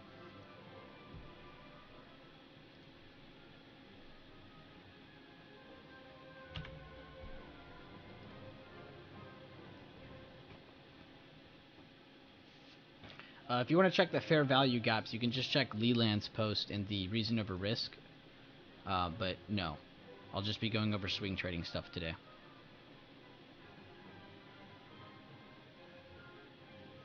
If Leland wants to tune in tomorrow for the third day, the Friday day, and he wants to break that stuff down, he can. Personally, I don't draw fair value gaps because a lot of your levels and a lot of your supply and demand that I already draw already lines up with that stuff. So if anything, you're just already going over something you already have. But there are some instances in which you don't have it. Fair value gaps are very important if you like using them. It's okay if you don't. But those are very strong as well. For any kind of trading, I don't want to limit that information to just swing trading. That information is important for day trading, scalping, swing trading. Fair value gaps are important on every time frame. So that's just something that needs to just be covered on its own, just in general. Which we do have that old Barry video, which is alright, I guess. He covered it pretty well. There's a bunch of really good posts, though, by some of just the traders in chat. Like, I know a bunch of the futures traders in chat, and then Leland and a few of the guys. They have some really good breakdowns on the fair value gaps. Very easy to catch on to. So if you want to catch on to that as well, or maybe at the end of this I can show those if you want. But we can if you want. Guys, I can't start the seminar if you guys keep donating. Oh my god, Leland and Rambo just donated another 10 apiece. You guys are wild. Thank you guys, seriously. You guys did not have to do that. You literally just made me money on SPX. Thank you guys. But let's get into this. I keep stalling. You guys are making me stall too, but thank you guys again, for real. That is a lot. I do not appreciate that. I appreciate that a ton. Getting better on finding decent contracts and staying away. You were scared to do, though. You love swings. So we got a kind of a mix of an audience here. Looks like we got some people who do like swing trading. We got a mix of people who haven't got into it yet. So that's good. This is a good wide variety of people to have in here. So let me remove this junk so we can get off that. I don't even have actually real examples. I was just going to go full throttle on it. So as always, do you want... Alright, so I'll ask y'all this. Do y'all want me to do the example on SPY like I did with the seminar stuff for the day trading? By the way, this is how the levels look today with the day trading. Or do you want me to do a different chart? But I do have examples from swing trades I've actually taken that we can go over as well, which I'm going to do afterwards. But I want to cover the basics of everything first. Should we do the basics on SPY, or do you guys want me to find a different chart? What is up? Daffy just gifted a membership for the channel. That's awesome. EB456, you were gifted a membership by Daffy. Oh my god, he's gifting more. Hayes just got one. Do NVIDIA. See, NVIDIA we can do at the end because it's not going to be a good long-term chart to cover. It's just because a lot of the price action's up here now, so I won't be covering a lot. It'll just be the short-term stuff, but we will cover NVIDIA if you want. At the end, or maybe before the end, I'll say, guys, give me some requests and we'll go over that. But give me like a chart that has... Here, let me just find one. Like Apple or Microsoft, honestly, would be a good example. Let's just... We probably should just do SPY. Keep it simple. Let's just do SPY. Alright, so seminar stuff. Let me rename this one so we know what we're doing. Day 1, and then we'll do another one. Create drawing set. Seminar stuff, day 2. There. Therefore, we're good. Let's just keep it simple. I don't even know why I asked that. So, let's start off with a couple things first. So, there are a couple methods in which you can get very... The first off thing is that we trade off of patterns with positioning. So, make sure you write this down. Please tell me I spelled that right. Patterns with positioning. What does this mean? What does patterns with positioning mean? Well, let's say we're in like an uptrend. We can do the example for a downtrend as well. We'll do both. Shit, you can even do it for a range. We'll do all three examples. But let's say... Whoops. Come on, OBS. Go away. Let's say you have price trading in a range here. It's not going to look this perfect, but just envision it. But let's say you have a nice uptrend, right? Where, on this chart, some of you guys have already seen this breakdown, where on this chart, this one side or two side, which side has better probability or risk reward for calls, for longs, for bulls? What part of this, one or two, do bulls have more favorability towards reaching a better trade, towards having more room above it? Which one of these has the better risk reward? Which one of these have better positioning? Thank you again, Daffy. He gifted a second. Hayes won that. You did not have to do that, man. Thank you so much. I appreciate you. Rambo, Leland, anybody who's donated or gifted a membership. Seriously, like, gifting a membership is pretty big because you're giving me $5, but two, I'm going to be realistic. I'm not going to hide from the bullshit.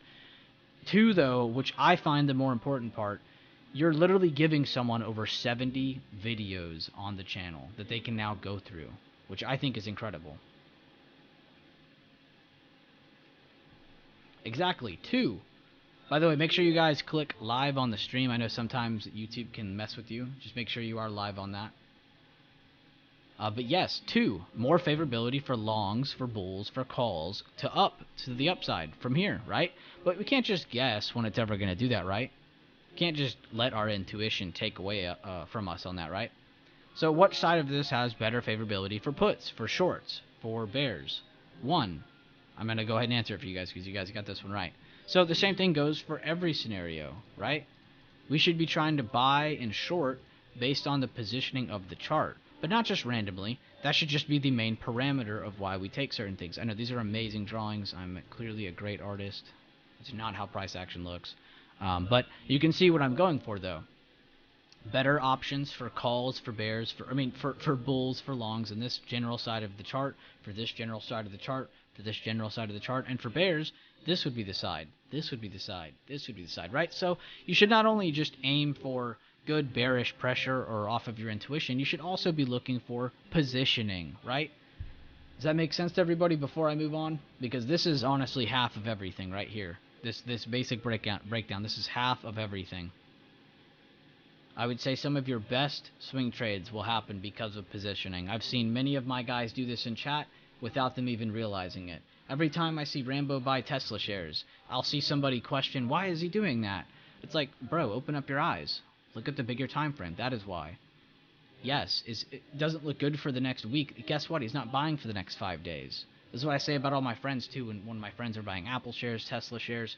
But you'll have people criticize them, and it's like, why are you criticizing them? One, it's not your position. Two, do you even realize what they're doing? You know, every time this dips, they're not doing it because they want to look cool or anything like that. No, they're buying it because it's on a discount. It's coming down. It's pulled back. It's at a more favorable part of the chart for them, so they can dollar cost average shares. And this can be done for swings, for anything, for investments over time. Positioning is everything. But we're all caught up to date, right? Before I move on, we're all good? Also giving me a second to find the other link I need to get.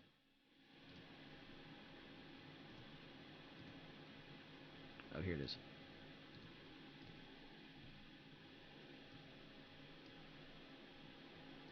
Thanks for reading my email on the screen. Appreciate that.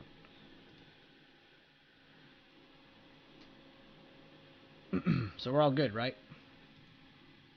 Alright, so I'm going to send you guys this link if you guys want it. I'll send it on YouTube, as well as I will send this in the Discord. So if you're in the Discord, go to the trade floor.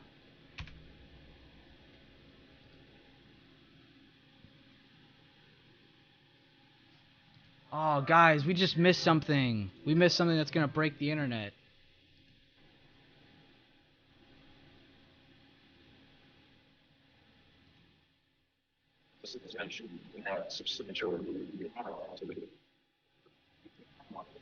What is this mic quality, bro? I wish I could comment. I'm disliking now.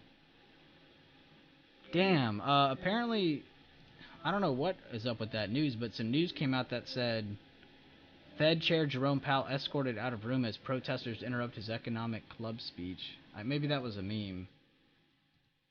But he's still talking with that insanely horrible quality mic. But guys, back on topic. Make sure you click on that link I sent. Go through this on your own time. I'm not going to sit here and go through each one of these with you. I'm going to go through a couple.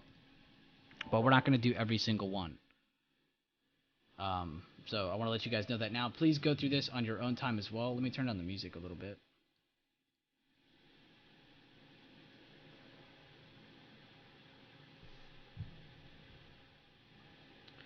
But let's move on. So let me delete all this. Or we can keep the drawings, I guess. And now we don't.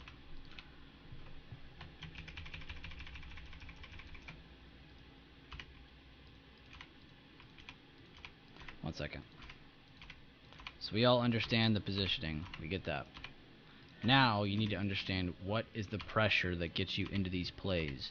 So not only are you going to be looking for positioning, you'll be looking for a pattern with positioning. And this is what creates a lot of very high probability situations. A lot of the time, and you guys have seen this time and time again, you know, let's say you see a support here, right? Or an old resistance, and you see price pop over it.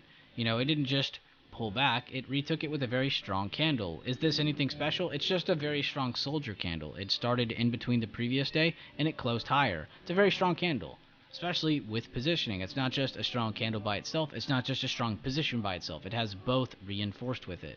This is what creates some of your best swing trades. So it's smart to, one, know how to get good levels, which we're going to go over here in a second, that give you these good high probability areas, good supply and demand. We're going to go over that as well. So we're going to go over how to chart and plot the levels. Then we're going to go over the candlestick patterns, so you can start to remember and try to go over these yourself. But these are the main ones that we have in here, so we're going to go over those.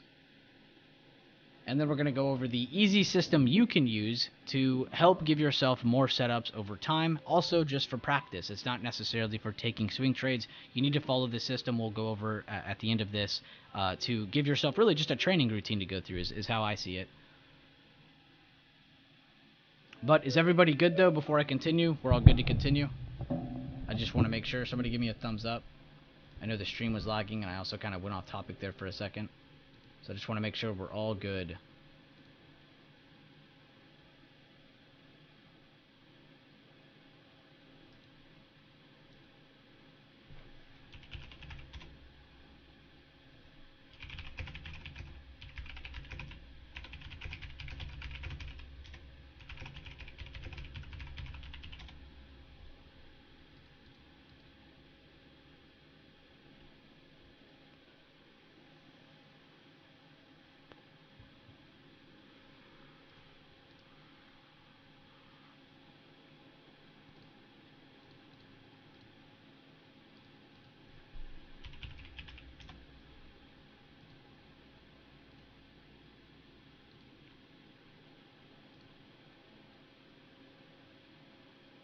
I know, like, some of you are, like, paying attention, some of you are, like, lost because the market's actually moving finally, and it's my fault.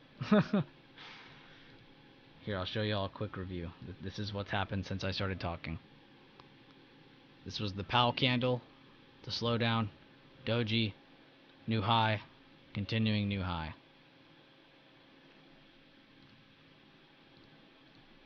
Alright, but let's get back into this. So let's go over the levels on the monthly time frame. So you guys saw the system where we drew levels on the daily time frame to help us on smaller time frames. This is essentially the same exact thing, except it's going to be on the bigger time frames for the daily time frame. What do I mean by bigger time frames? I mean the monthly and the weekly. So I get my emerging candles, what you saw me do on the daily. We're going to be doing that except on the monthly this time, which is going to help give us many good solid levels for the daily time frame. So we're going to start over here, which I like to start about where this eve is, and then I go from there. So again, marking the green close of every green candle, making a new high, and that is it. We are not grabbing anything else. Whoops, mistake. And there you go. Now we have all of our green emerging candles. That's all we need. We don't need to add anything else. If you want to add lower, you can. If you want to go back here, you can do whatever.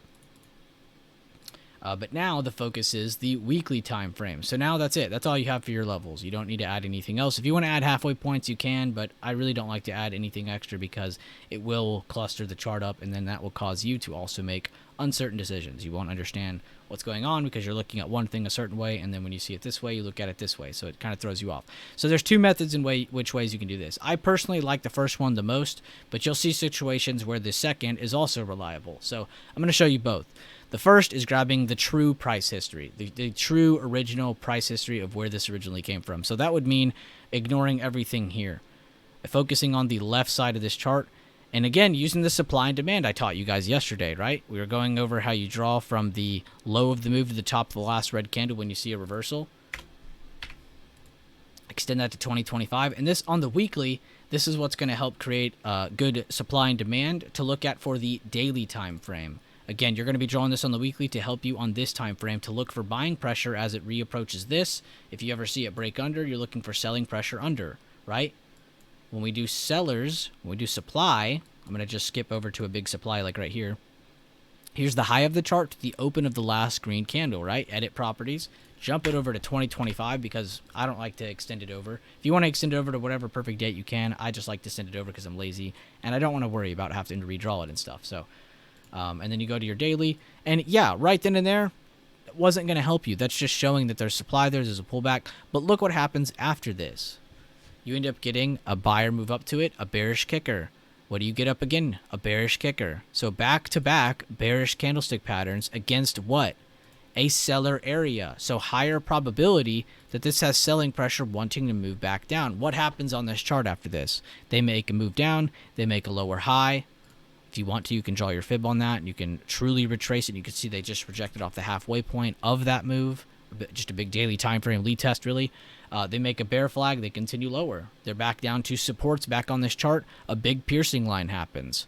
This is the time to get out of the chart. Buying pressure has re-shown up. Honestly, if you didn't sell at any point to this point, you're just greedy.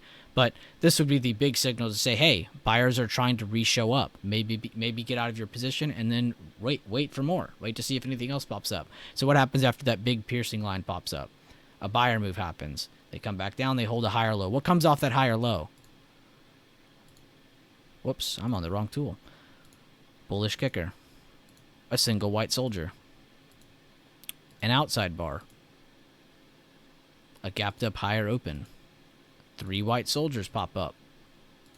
Doji. Higher open again. You finally get your first red candle after 1, 2, 3, 4, 5, 6, 7 patterns appeared on the chart. Again, and that was just finding pressure at support. Let me remove this so we can keep it clean. Go back to the weekly. I was just wanted to show you what it looks like and what you're going for. So, first method, drawing from the original price history, drawing from this first rally up, the far left of the chart, just like we do with our emerging candles. So each of these big moves you see, anytime if you see a big break of structure, you're going to be grabbing an area of supply. I don't see any break of structure until about here. You get a slowdown, continuation, slowdown, continuation, slowdown, continuation. They kind of break structure here, so if you really want to, you could draw from here. So It's a little ugly. Got a higher low of that break of structure right here. Very good sign. Another break of structure here. Continues. Here's the higher low of that. They held it here. You could draw another one here, but we're not going to blow up the chart, make it ugly. And in between here, this is where your fair value gap would need to be drawn, but I think you have one about here, actually. But that can be drawn right there. I'm going to keep it clean, though, so I can keep us all on one page. And now zoom back out. We're not really focused on anything. Go down to the daily. You have now completed plotting and charting your chart. Now you don't have to mess with anything. You focused on the far left. That's all we drew, right? So now this is where you can do some review, right? And this is without EMAs, without indicators. You can add all that junk later. This is just to review the naked part of the chart. Is everyone still with me? Hopefully I'm not going too quick. I want to try to go slow like we did yesterday. But again, finding patterns with positioning. That's all we're looking for, right? So let's say, like right back here. Let's find some examples. So we see them catching into this old demand, right? But they're underneath it right here. So what do we need to see for them to have control of this? We need to see a break over it and a hold over it. When do we actually get that? Well, you got the break over it. You have a short-term hold of it here. They invalidate it. They re-get a higher low from this with a hammer. So they're really just showing support. They retook it. So now we have control of this. Bearish kicker steps in. Bullish kicker steps in. This is probably news or power related, I'm assuming. But they're leading into supply, though. So you can see very ugly, probably not anything super clear to you to get into a trade. But you can see it did lead, though, from retaking this area to retouching this area. So even if you're not doing this for taking a play or not, it is good just to have this information. Look where sellers stepped in at. They finally get their first red candles. They hit the next supply. Yes, a big seller move comes in. Not really a clear signal to get you in anything. Maybe this candle here. But the better signal finally comes in. Guess what? When they reject the same high after reaching supply. So very, very strong positioning. Did we get any strong patterns from this? Not necessarily.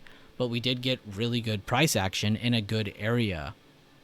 That's what this is about. Getting effective levels, effective zones to give yourself a chance at finding good trades. Look what happened down here. Let's see who can guess it. Does anybody see any patterns down here that came out of this move? I know it's kind of ugly because you have all this consolidation, but what popped up out of this? What made us pop up out of this? You can see our highs during most of this move here was about between here. What ends up finally cracking? Does anybody see it? Yo, thank you, Rambo. You did not have to do that. Seriously, man. I really do love you, man. I appreciate you for donating so much and gifting so many memberships over this year. It really has been a lot. Seriously, though, Rambo, thank you. Stopping in my seminar to thank you personally. Yes, Chris. Yes. Excellent answer. A kicker. A bullish kicker. Why is that a bullish kicker? Who knows the rules? And we're going to go over the flashcard at the end, so don't worry about it. So if you don't know the rules behind the candlestick patterns, I promise I'm here for you. We'll go over them. In the name of Stephen Bigelow, I will teach as many people candlestick patterns. Shout out to the Rice traders back in the day. I guess we can talk about that at the very, very end. I'll tell you all the history of where all this came from. We can actually talk about that.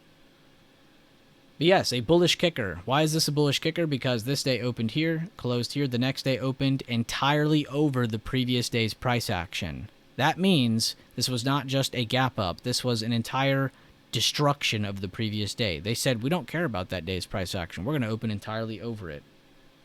Exactly, Mr. Shadow. A gap up open with a green candle. They completely destroyed the previous candle. So look at this. And this is where a lot of people get caught up. It's okay if you get confused at first. It's okay if you make mistakes looking at these. Just understand there's a huge difference, right? So this right here, right? This candle opened here, closed here. This candle opened here, closed here, right? They didn't skip anything to get here. They just jumped up, right? Whereas this candle, they closed down here. They opened here, closed here, right? Next day opened here. So they did skip something. So you can see there's a lot more pressure being built up there. There's a lot more stronger of a defined move there than just a gap up. So it's not just a gap up. It's a whole lot more. That's why it's called a kicker. This is by far the strongest candlestick pattern you will ever see on the stock market. The bearish and bullish kicker. This is number one in terms of strength. The only other candlesticks that come close to the strength of a bullish kicker are if you find a hammer with very high volume at support or at resistance, or a piercing line or dark cloud cover. A bullish and bearish engulfing are not as strong because they are more appealing. They're more easy to see. This is low-key. A piercing line is low-key because you can't see it that well. It just looks like a candle that's kind of retaking, but not really. But then you actually draw the fib, you see the calculation of it, and you're like, okay, wow, there's some buying pressure there. So what is this candlestick pattern? Let's see if we know.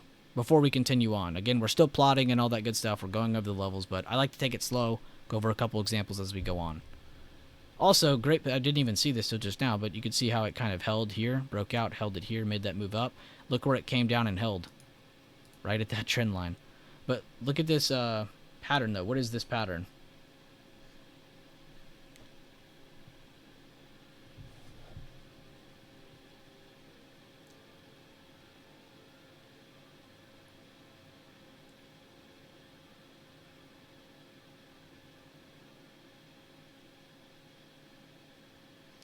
And holy, they rejected on SPX hard as hell there.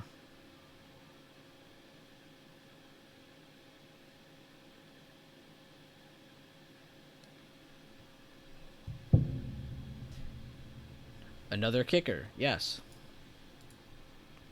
Alright, so we'll go back to what we were talking about. I just wanted to go over a couple examples so you understand why we're plotting it that way and why what to look for. Just essentially, you know, the basics of what you're looking for. So like recently here on SPY, does anybody here remember the double inside bar? We talked about this candlestick and how this day traded within it. This day traded within that. So we end up having a double inside bar pop up inside of this candle, right? And essentially, whoever breaks out of this, that's the direction we're going in, right? So what do we have now? We have a break higher, confirmation that we want to go. We get the lower open. They continue to hold the top of the outside bar, or inside bar, sorry, and they make the move up. They touch the gap. They don't quite fill it, but they get very close. And now we've made our move down. We now have a single crow pattern, but look where we still are. We're still in bullish area. We're still in a part of the chart where it's like, you know, if we hold this, we're essentially still bullish. If we can crack this, then we're bearish. For short term, again, all short term.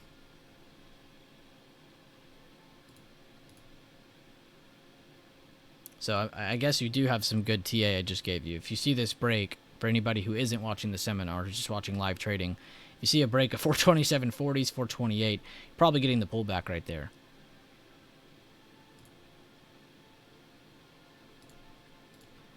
All right, so is everybody up to speed with me still? We get the price history. We understand how we're drawing the levels. We understand how we're drawing the supply and demand. We understand all that. If anybody has any questions, feel free to ask as I'm going on. Make sure you guys are live on the stream as well. I know sometimes it can be a little slow.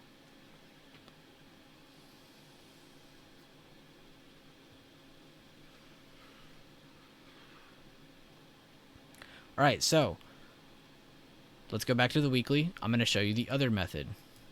So delete just your zones. We're keeping the levels. The levels never change no matter what part of this you're using. This is just for the zones. So this is using price history, right? This is using the original rally. You can do the same for your supplies, for your dips down. So technically, if I just wanted to draw my supplies, I could grab this one.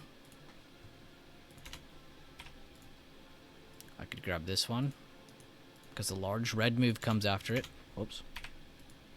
Could grab this one. You don't really have one here. It's more demands once you get down here. Yeah, like here's a demand. But this would be just using recent price action. This is from the recent dip, right? So you're going for more recent price action. Another one here. There's another one here. I would probably just draw this one and leave it at that. Yeah, leave it at that. And then you could maybe just draw your level here for that one. Go back to the daily. And that is still giving you the same information, except you're using recent price action. So you can see it really doesn't matter which one you use. They're both very effective. And again, your main focus is still the levels, is still finding patterns with positioning. See how we get a really big bearish engulfing? It's no wonder that that's been the high this year. It's no wonder that this is where our high has been all year. It's because it's a very big part of the chart. But look at what happened. They get up to this part of the chart after this big, massive bullish run. Bearish kicker. They make a little bit more. Bearish engulfing. A little bit more. Bearish kicker. They finally exit that range. You now have confirmation that pullback is most likely in effect, and retests are inevitable. You are going to retest this area multiple times to keep showing control, to keep showing bears have control of this level, and they do want to move lower. They come back down here. We get a low. We get a gapped up move. No real pattern. No real pattern.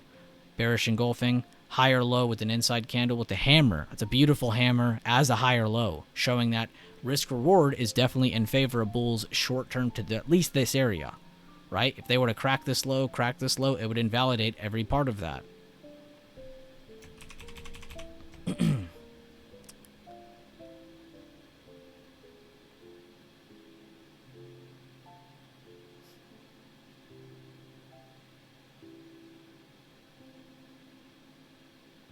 Sorry, just reading through y'all's comments. Some of you guys are still kicking ass on the trades.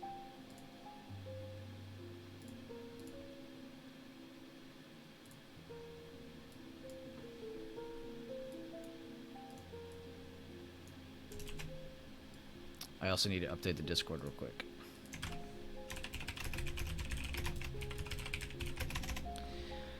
Remember today's game plan involved looking for moves below 429 and 428.30s. That only just now happened, and you're just now reaching the top of the inside bar, which again, focus today is to see if we retest top of the old inside bar from the daily near 427s.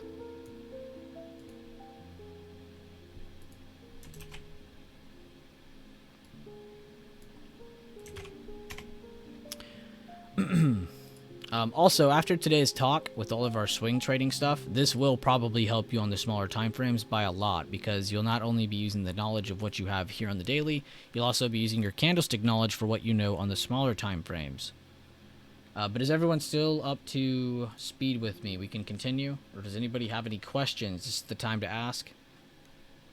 I mean, if you guys have any questions on anything I've talked about up until this point regarding plotting the levels, charting the supply and demand, how to read the supply and demand, the levels, how to read when we're looking for our swing trades, all that good stuff. We have not talked about patterns as in depth yet. We've just touched the surface. So if you have any questions about what we talked up to this point, please ask now. This is your time. Because I'm just going to continue on after this.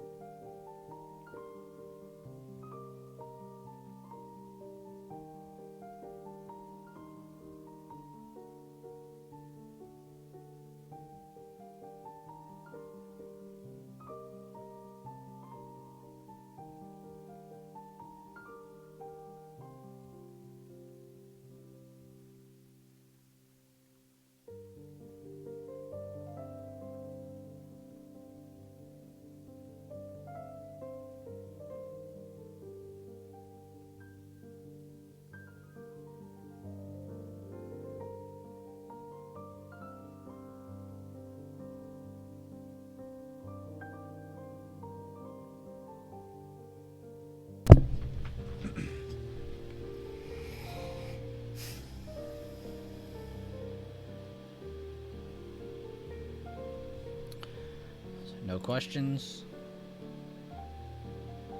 I'll read through everyone else's comments after we're done with this. I'll just check out what y'all have done.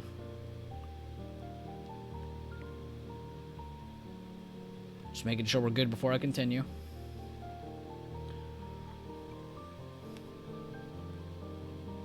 Alright, so now I'm gonna blow your mind now. So this is the kind of second part of this. This is just like the basics, you know, getting everything plotted if you want to manually do things. Now this is for anybody who wants to kind of just poke their head into swing trading. This is for anybody. What we just covered are for people who are more seasoned, people who've gotten past the first steps. What I'm about to cover now are the first steps. The EMA strategy that you can use that is really good just for the basics of everything. I'm not going to say this is the best strategy ever, but it's a really good baby step strategy to get you in to swing trading. And we actually talked about this very heavily one day in a stream, but I'm glad to go over it again, to be honest. So let's clear everything we have here.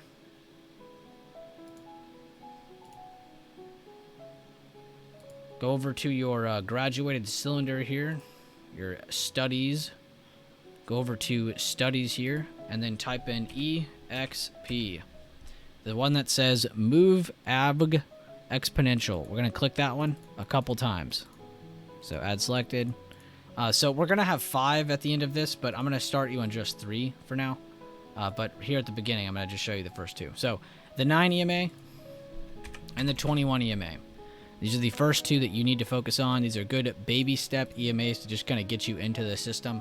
So what you're going to be looking for are, one, I'm going to retype all, even though it's all right here, which you can read these notes if you want to. This all relates to what I'm about to cover. But one, you need to look for patterns, because patterns do what? They initiate the next potential move. Sorry, I was like trying to figure out how to spell words. But patterns, you need to be looking for patterns. They initiate the next potential move. They're the initial trigger for getting into a trade, right? So if I see a bearish kicker, this doesn't necessarily get me into the trade by itself. Well, this one would, because it actually broke the 9 EMA. But what you're looking for is a pattern like this inside bar right here. And then you want to see like a lower close right here and the close under the 9 EMA. So now you need to look for a pattern and a close under the 9 EMA, and then you aim towards the next EMA. The next EMA is going to be your first target, in this case the 21.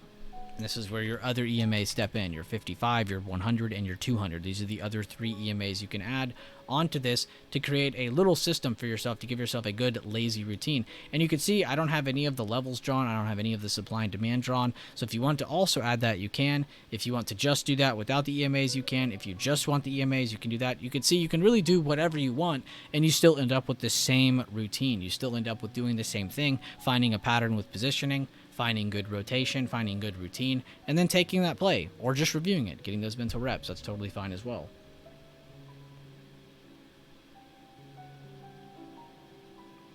You're good, Rashad. But I'm going to keep going. So patterns, they initiate the next potential move. So we need to find that, right? And I don't really need to, I guess, retype this because it's all right here. But 40% entry. This is essentially going to be your first pattern with a close under the EMA. 60% entry. This is almost like you've broken it, gotten a good move over past it, and then a good move close under it again. This is like the one I just showed you. Stop loss, the previous EMA. Target, the next EMA. Pretty easy to remember, right? This is what's going to help you when you finally do go into the naked part of the chart, not using EMAs. So personally, do I use this? No, I personally just like using the levels, the supply and the demand. But this is a system that definitely helped me get into that part. I don't think I would have gotten far at all without realizing this. Again, so one more thing before we continue, because I really do have to give you guys like outside context for this, because not enough times do I see people review this. But go to my playlist. Go to Swing Trading Videos. This is the playlist to go through if you need other content just like I'm going over right now. The biggest video I have is this one. I would check it out. It's over 2 years old. It was the original swing trading challenge, I guess I did for myself, where every trade was a swing trade no matter what I was doing. And it was using this exact strat. Finding a good pattern, waiting for a close over. Also, I need to probably link this back in my channel again. But Mustache Bot. This used to be a channel I used to post on it very heavily. But check out the information here. A lot of really good old content based on just swing trading. The exact thing I'm going over with you right now. Patterns with positioning. So if you want other content, there's a ton of this stuff already out. This isn't the first time I'm covering this. So just for extra context. But let's continue. So we covered, everybody's up to date though. You guys understand, you're looking for patterns, you're looking for a close over. Like, remember the one we covered over here? We were saying that they needed to get over this resistance or whatever. And then they had this bullish kicker step in. See how the bullish kicker got over the 9 and the 21 and the recent resistance? It's not just doing you one thing. It's giving you multiple signs. You have good positioning.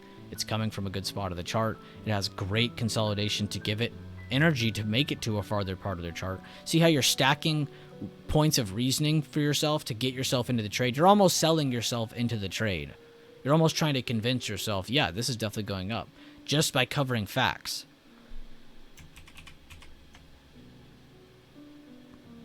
So please use the EMAs to get yourself into proper trades, or to at least find proper trades.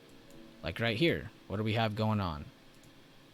And now you can add your other ones if you want, now that you understand the basics of it. So the other 3 that I try to get people onto, I'll even give you the colors that I do them in. I think I do yellow, orange, red. Yeah.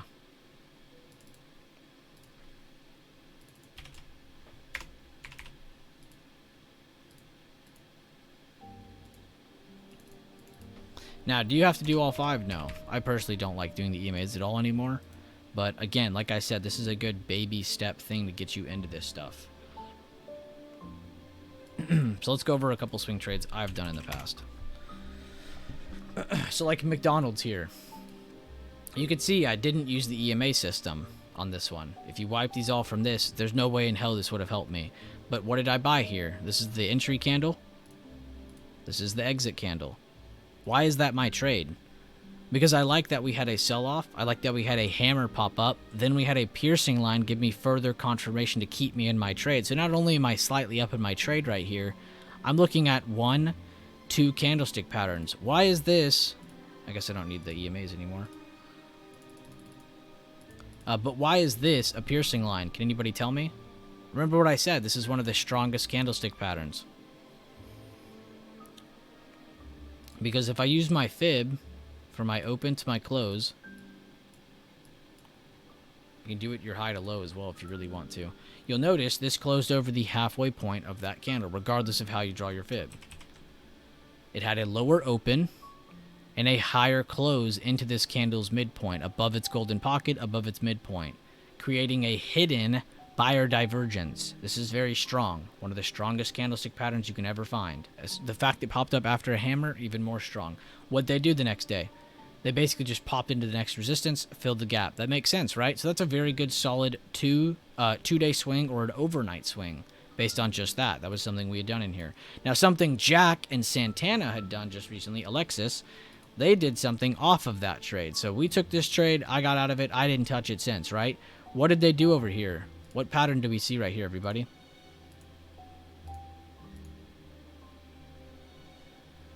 Who can tell me?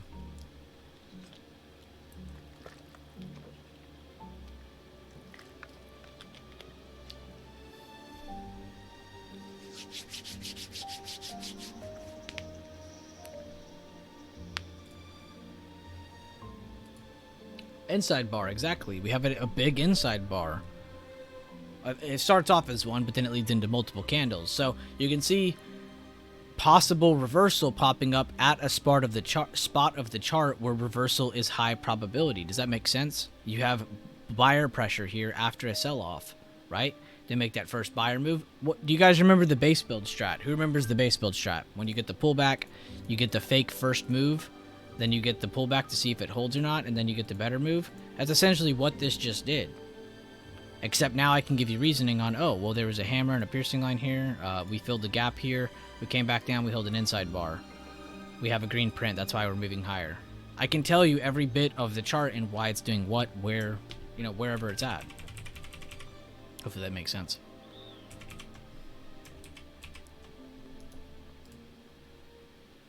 But you can see how powerful this is by just using candlestick patterns. Did you guys know that over 80% of people who are on the stock market and read charts, technical analysts, technical traders, did you know that over 80% of people don't know how to read a candle correctly? Let alone the candlestick patterns that follow behind that? I bet you thought most people knew how to read candlesticks correctly. You got to also remember not everyone even uses candlesticks. Some people just read seasonality charts. Some people just read the monkey bar charts. Some people just read the different styles of, damn, that song is loud. But the different styles of candlesticks, line charts, you know, people use column charts, bar charts. Not everyone uses candlesticks. And then on the other hand, too, the people who do use candlesticks, not all of them even understand that there's patterns behind this. Did you guys know that back in the day when rice traders began looking at their little stock market to come up with this stuff, they would actually put down on a piece of paper where was the high, where was the open, where was the close, where was the low. They would mark these because that was important parts of the candlestick. That was important parts of the day. It logically made sense to track that information, right? They would track this on paper. Then they would display the information in front of them to where it looked like this, to where it would look like candlesticks. Well, it wouldn't look like this. It actually looked like this.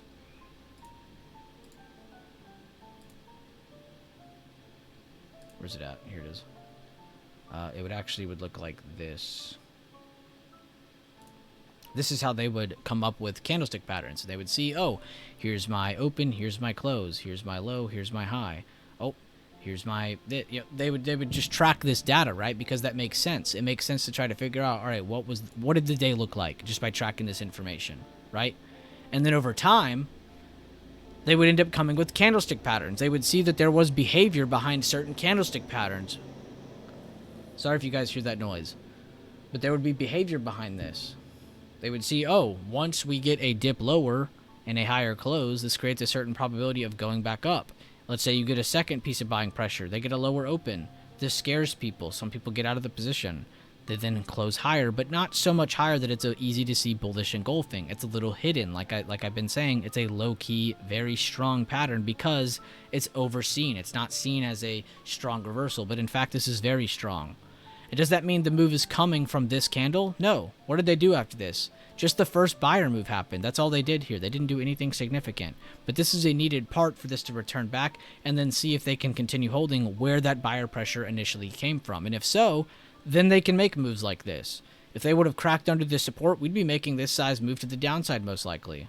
Or till, whatever our next support is, down here in 240s. But does that make sense? Pretty crazy how Rice traders did this on the ground, did this on paper. Here we are using it as an actual platform. This is how everybody reads charts now. Pretty crazy.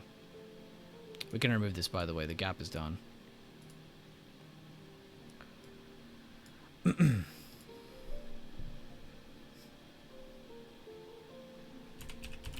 I always love using this Beyond Meat example from back in the day. Because this is probably one of my best swing trades I'll ever do. Yep, back here.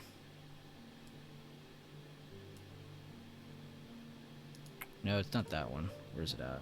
Oh, here it is. I instantly saw it. There it is. Yeah, this one. I knew I was looking for like a rounding move. So check this out. And this is how you can use fibs to help you out too. So when we were trading, I don't trade Beyond Meat anymore. Dear God, please don't ever mention this name to me ever again. But I used to trade this pretty heavily because it did move it moved a lot. It moved a ton. It loved moving. The options chain was great. It wasn't super hard to trade, and it gave off really good patterns. But check this out. So you end up getting one of your chart patterns like a rounding bottom, but you end up getting a lot more than that. If you zoom in, you'll see you end up having a big candle right here. And they're kind of stuck in the range of this candle for 1, 2, 3, 4, 5, 6. It gets even smaller right here. You can see there's like one right here. They trade within even this candle for 1, 2, 3, 4, almost 5 days. They finally get kind of an inner confirmation. But this isn't what I was wanting to cover. This is what I was wanting to cover. So you finally get a move out of this little squeeze, right? I mean, we can all see this. It's definitely squeezing into a corner, and they get a higher print, right? What is this candle called? Does anybody know? Anybody who's been around me long enough will know this name.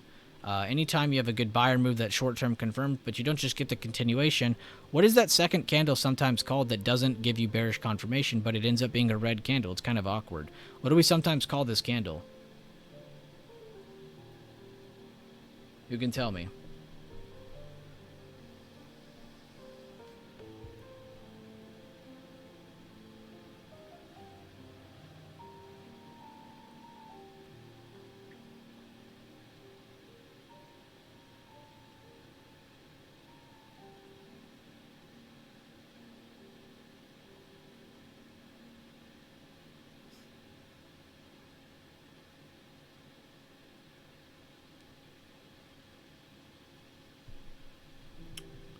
Not a dark cloud. It doesn't actually break the midpoint. That's not what I was looking for. Remember, I said a bullish move just happened, and we're getting a blink.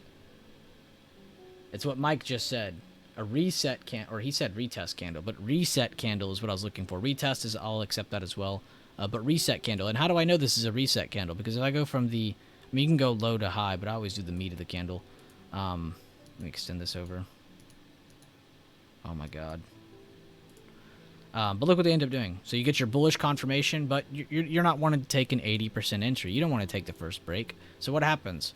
Of the candle that breaks all the bullish confirmation finally, the reset candle sets in and sits just above the halfway point and golden pocket, which means this is not a dark cloud cover. It's not a bearish candlestick at all. It's just a candle that opened higher because it is bullish, pulled back, and held because it is bullish. It's just showing you a relief move. But this is another low-key candlestick that keeps people out of a trade before the bigger move happens. Look at this. Bullish kicker happens the next day.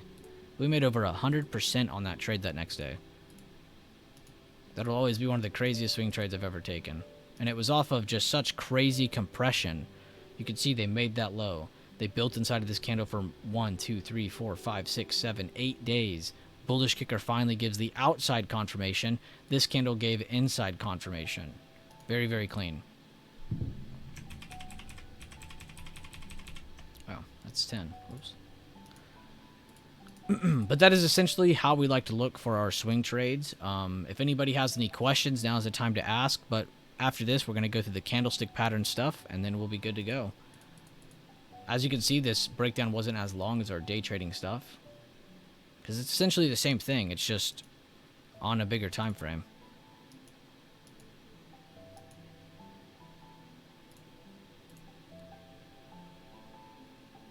Exactly, Valeria got it. The reset. The longer the base and space is the higher in space. And that kind of applies to both sides, though. You know, I never like to show people, look at this rounding move. It's so bullish. This could have also broken a new low. And if it would have, everybody would be reflecting on this saying, oh, look at that bear flag. So this is why it's never good to just point out, oh, this is definitely bullish, this is bearish. It's good to point out, oh, it's trading inside of this candle. Oh, it just now broke outside of this squeeze that was happening within a squeeze, right? So you have inside confirmation, outside confirmation. That's what you need to be going off of, not do you think it's going up or down. Never, ever, ever try to guess the direction. You can see why we don't trade it anymore. They're below $10 a share now. It's weird reflecting on that chart, not going to lie. But if you have no other questions, I would love to get into the juiciest part of this, which is the candlestick patterns. You guys want to get into this? Who thinks they know all their candlestick patterns? I know mine.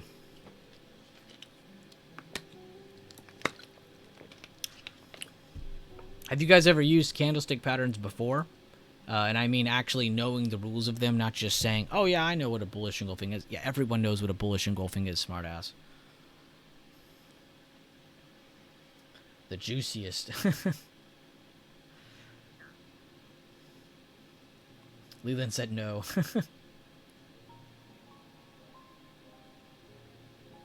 Mel, I'm surprised that you don't. I genuinely believe if you use patterns, it would help you on a lot of your day trades too. Because patterns are probably 9/10 of how I trade, 9/10 of how Leland trades. Yes, we use levels. Yes, we use supply and demand. But we're essentially using everything that I'm covering today for our day trades as well. We're looking for patterns with positioning. If I see a breakdown of structure, and then I see price return to the halfway point in the golden pocket, just like you like, and then I see an inverted hammer, or a dark cloud cover, or a bearish engulfing, or any kind of bearish candlestick pattern, that's going to sell me on the trade even more so than the fact that we're hitting a fib. The fib is just part of it. The rejection is just part of the process. But that candlestick pattern, that is everything. I do not know them all, just the bull ones. It's totally fine. There's a lot of patterns out there. I'm only going to be going over the important ones. So let's do that now. All right, so you guys kind of got a cheat on this one, and I am going to be here to help you and help you cheat as well. But what candlestick pattern is this? So we have a open, close, lower open, higher close, lower open, higher close. This is somewhat of a continuation pattern. Does anybody know what this is called?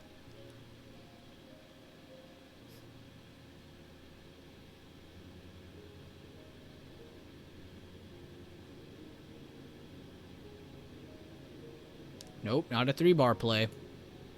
You got the 3 right. Oh, I kind of scrolled to where it says the name on the screen. That's sick.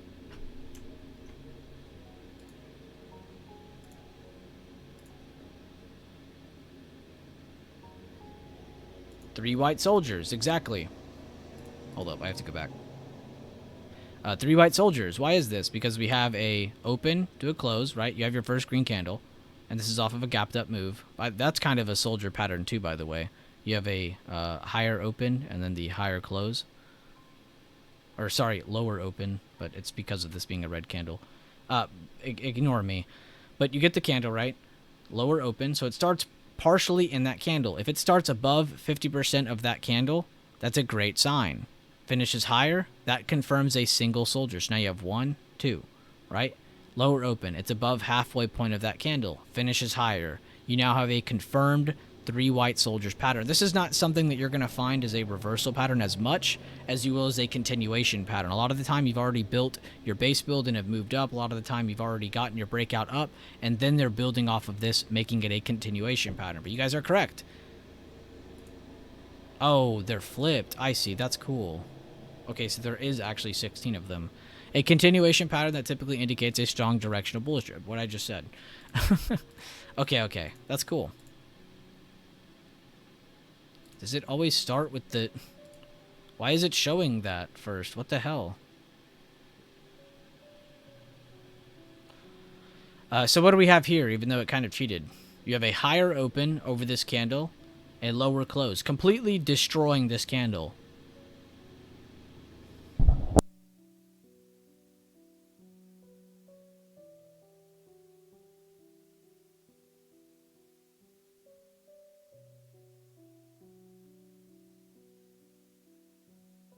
Okay, yeah, maybe clicking learn helped. A bearish engulfing, exactly, because it engulfs the previous candle, right? This is a pretty easy one, right? You guys are correct. Bearish engulfing. This pattern begins the day gapping up, the higher open, showing potential buyer control at open. So it throws people off even. The gap up is met with extreme seller presence, with sellers taking price down and closing below the previous day's close, completely engulfing the previous candle.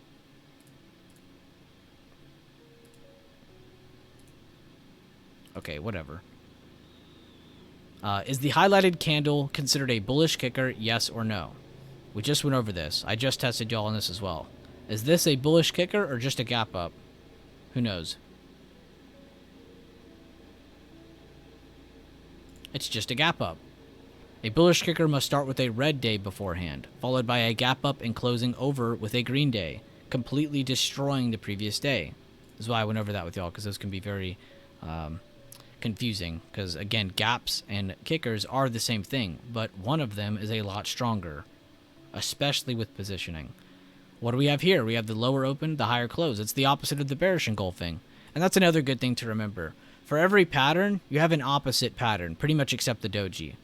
So if you have a morning star, there's an evening star. If you have a dark cloud cover, you have a piercing line. If you have a bearish engulfing, you have a bullish engulfing. If you have a 3 white soldiers, you have a 3 black crows. Right? That all makes sense. Name that pattern. Do we have just a gap down? Or do we have an actual lower open? What do we have here? What candlestick is this? I don't know this one. What is this?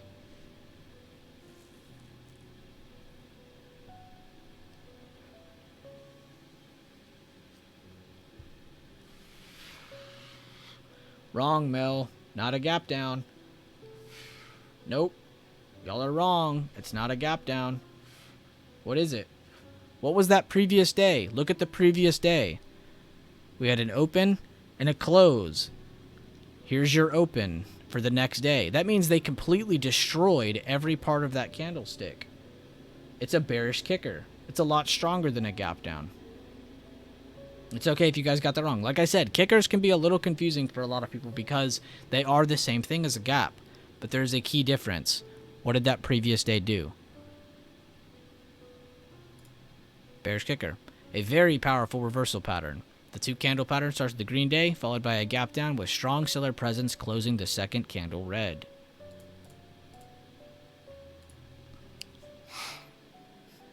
Alright guys, what is this candlestick pattern? We have a gap down, and then we have a gap up.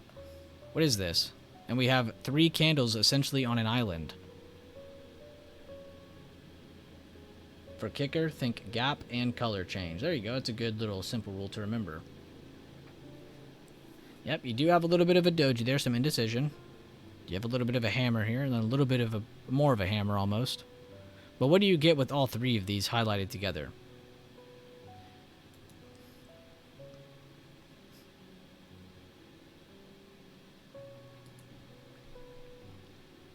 So this is how I like to remember these. So at nighttime, the sun sets. It goes up, then it goes down, right?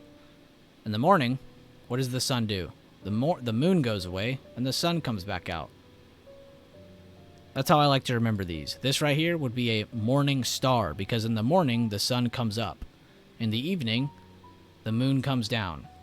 Or the sun comes down. I guess you could just keep saying the sun. I don't know why I keep trying to add the moon in there. But the sun, though. The sun rises in the morning. The sun sets at night. Right?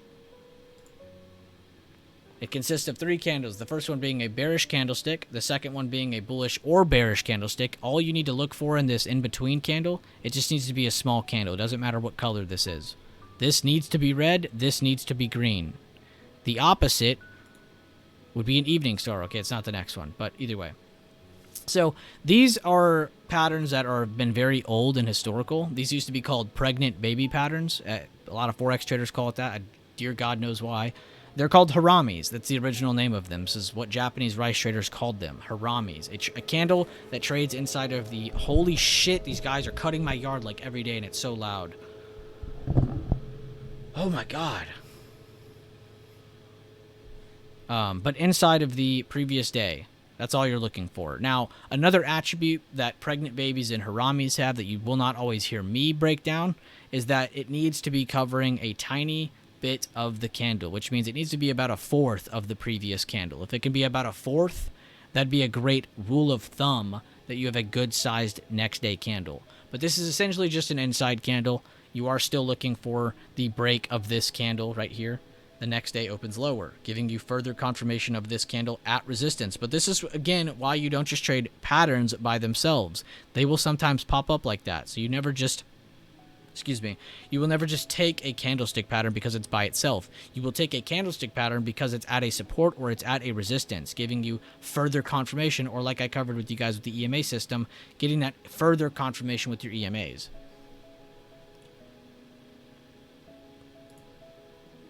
But yes, a bearish harami. All right, now this is one of my favorite patterns, the dark cloud cover. We just went over this in the example, so I'm kind of cutting to the chase on this one. But this is when you have a nice uptrend, you get a higher open, displaying possibly the top of an uptrend, and then this candle closes past the halfway and golden pocket of that previous day, creating a hidden bearish divergence, which creates a very, very strong seller candle.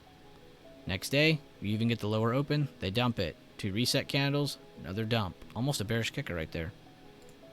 But yes, a dark cloud cover. Here's the breakdown on that if you want to read it. A lot of you guys know that one because everybody in my chat, we like to go over dark clouds, piercing lines, because they're just so easy to look for. They're fun to look for. Drawing the fib, seeing if you're right, seeing if it holds. And remember, guys, I want to cover this as well. Let's say you get a bullish kicker, right? We're into this big downtrend, right? And you have the stock doing all this stuff, right? Jeez, my drawing is amazing. Come on. Okay, it's just not clicking when I want it to. Nice. And then you get this big move down here, right? And then you get a bullish kicker, right? Let's say this is a bullish kicker right here. It's this big star thing.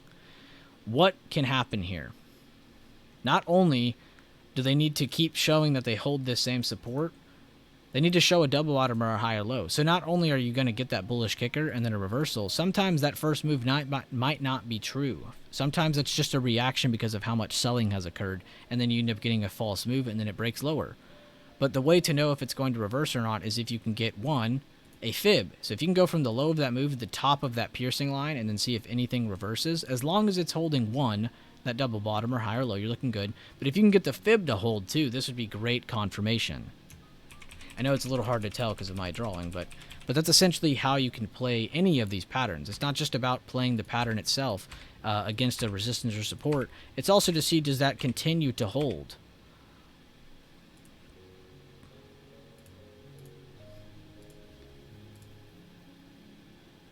What? Hold up.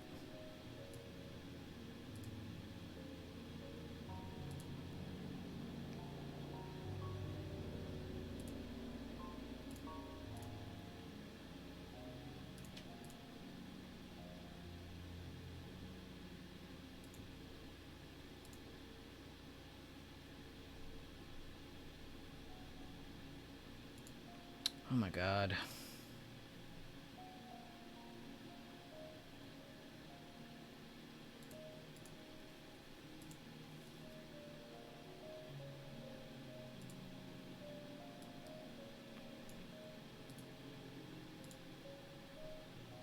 Okay, cool. Go away. Shooting star. So, here's another one that we haven't really... Well, you'll always hear me call these hammers because I'm very lazy, and everything I see that has a small body and a long wick out of resistance or out of support, I just call it a hammer because that's what it is to me. I see this candle here, I see this candle here, I'm like, oh, it's a hammer. It wants to probably go up. Oh, this is at resistance? We'll see if it continues to hold. Oh, bearish kicker, confirming this inverted hammer. It gets up to it again, another inverted hammer. But the right name for this, and sometimes you'll hear us call them shooters as well, is the shooting star. The shooting star is when you get the long upper wick, small candle body, with the body at or very near the low of that day/candle. So you want a really tiny body, and you want that long leg going up, showing that they tried to go up, they rejected, and they pulled back down, showing that pressure visually. Note, when this candle, long upper wick and small body, is found at the bottom of a downtrend, it is known as an inverted hammer and is a bullish candlestick reversal pattern. Thank you, Leland, for adding that. Only 10 studiers recently. You guys are lacking. All right, and this is the hammer. Perfect. It's right after that one. So you get the opposite of that pattern. You find a good support, see how it pops up, and then you get further confirmation beyond that. Do you ever get a retest of that? No. But you're not always going to get the retest. The opposite of the morning star. Remember what I said? The sun moving up in the morning, setting at night, kind of towards the evening. This would be the opposite, your evening star, bearish reversal. Like I said, every candlestick pattern has an opposite. Dark cloud covers opposite, the piercing line. Well, except this one. The dojis do not have a opposite for the most part. But dojis, long-legged dojis. This candlestick has long upper and longer shadows on both sides of the doji in the middle of the day's trading range, clearly reflecting the indecision of traders. When you see long-legged dojis, it is a sign for you to do the wait for the next candle as confirmation of the direction. You do not need to be looking to grab any trade on this because you don't know where it's going. People buy the dip on these all the time, but I have no clue why. This doesn't say bullish or bearish. This says nothing to you. If anything, it might even be continuation until proven otherwise. This is one that says, yes, this is continuation. We got a lower open the next day. We get another indecision candle, another lower open, another lower close. We're still in bearish control. What do we get? Another one. What does the next candle tell you? Higher open, bearish kicker. All right, well, now trend's possibly changing. Inside candle, more indecision. Another higher open. Okay, they want to work up more. So you can see how each candle will give you a good story. Bullish kicker. We went over that one. One white soldier. We went over the 3 white soldiers, but this is a good example on how you can find one by itself. You get any candle doesn't always have to be red, but you end up getting a nice open inside of that previous day that holds above the 50% of that day, and they get the higher close. It's almost like you're seeing like them take an inch from them on that chart. And then you have the opposite of that, the one black crow. And these are 16 of the most important candlestick patterns that you need to know. I don't necessarily try to push every candlestick pattern onto people because some of them aren't effective. I've backtested them. I've reviewed them. Some of them don't pop up enough. Some of them don't pop up and give you the move you need. But these 16 patterns are very strong and can lead to very good storytelling on the chart. Can lead to telling you facts of what's going on. Thank you, Leland, again for creating this. This is still by far one of the few resources I share almost every single week everywhere. So I appreciate that. But guys, if you have any questions, if you have anything to ask, now's the time. That's the end of the day 2 kind of seminar talks. That was us going over swing trading, how to get the levels, how to plot it, what to look for, the different styles of stuff to look for, the baby step system you can take to kind of get yourself into the system more, and also just good for pattern recognition. And then, of course, the candlestick quiz, which you guys have that link. You can take that on your own. I didn't have to sign up, by the way. I just signed in, and then it let me access all of it. So you don't have to sign up for that website. You just need to sign in.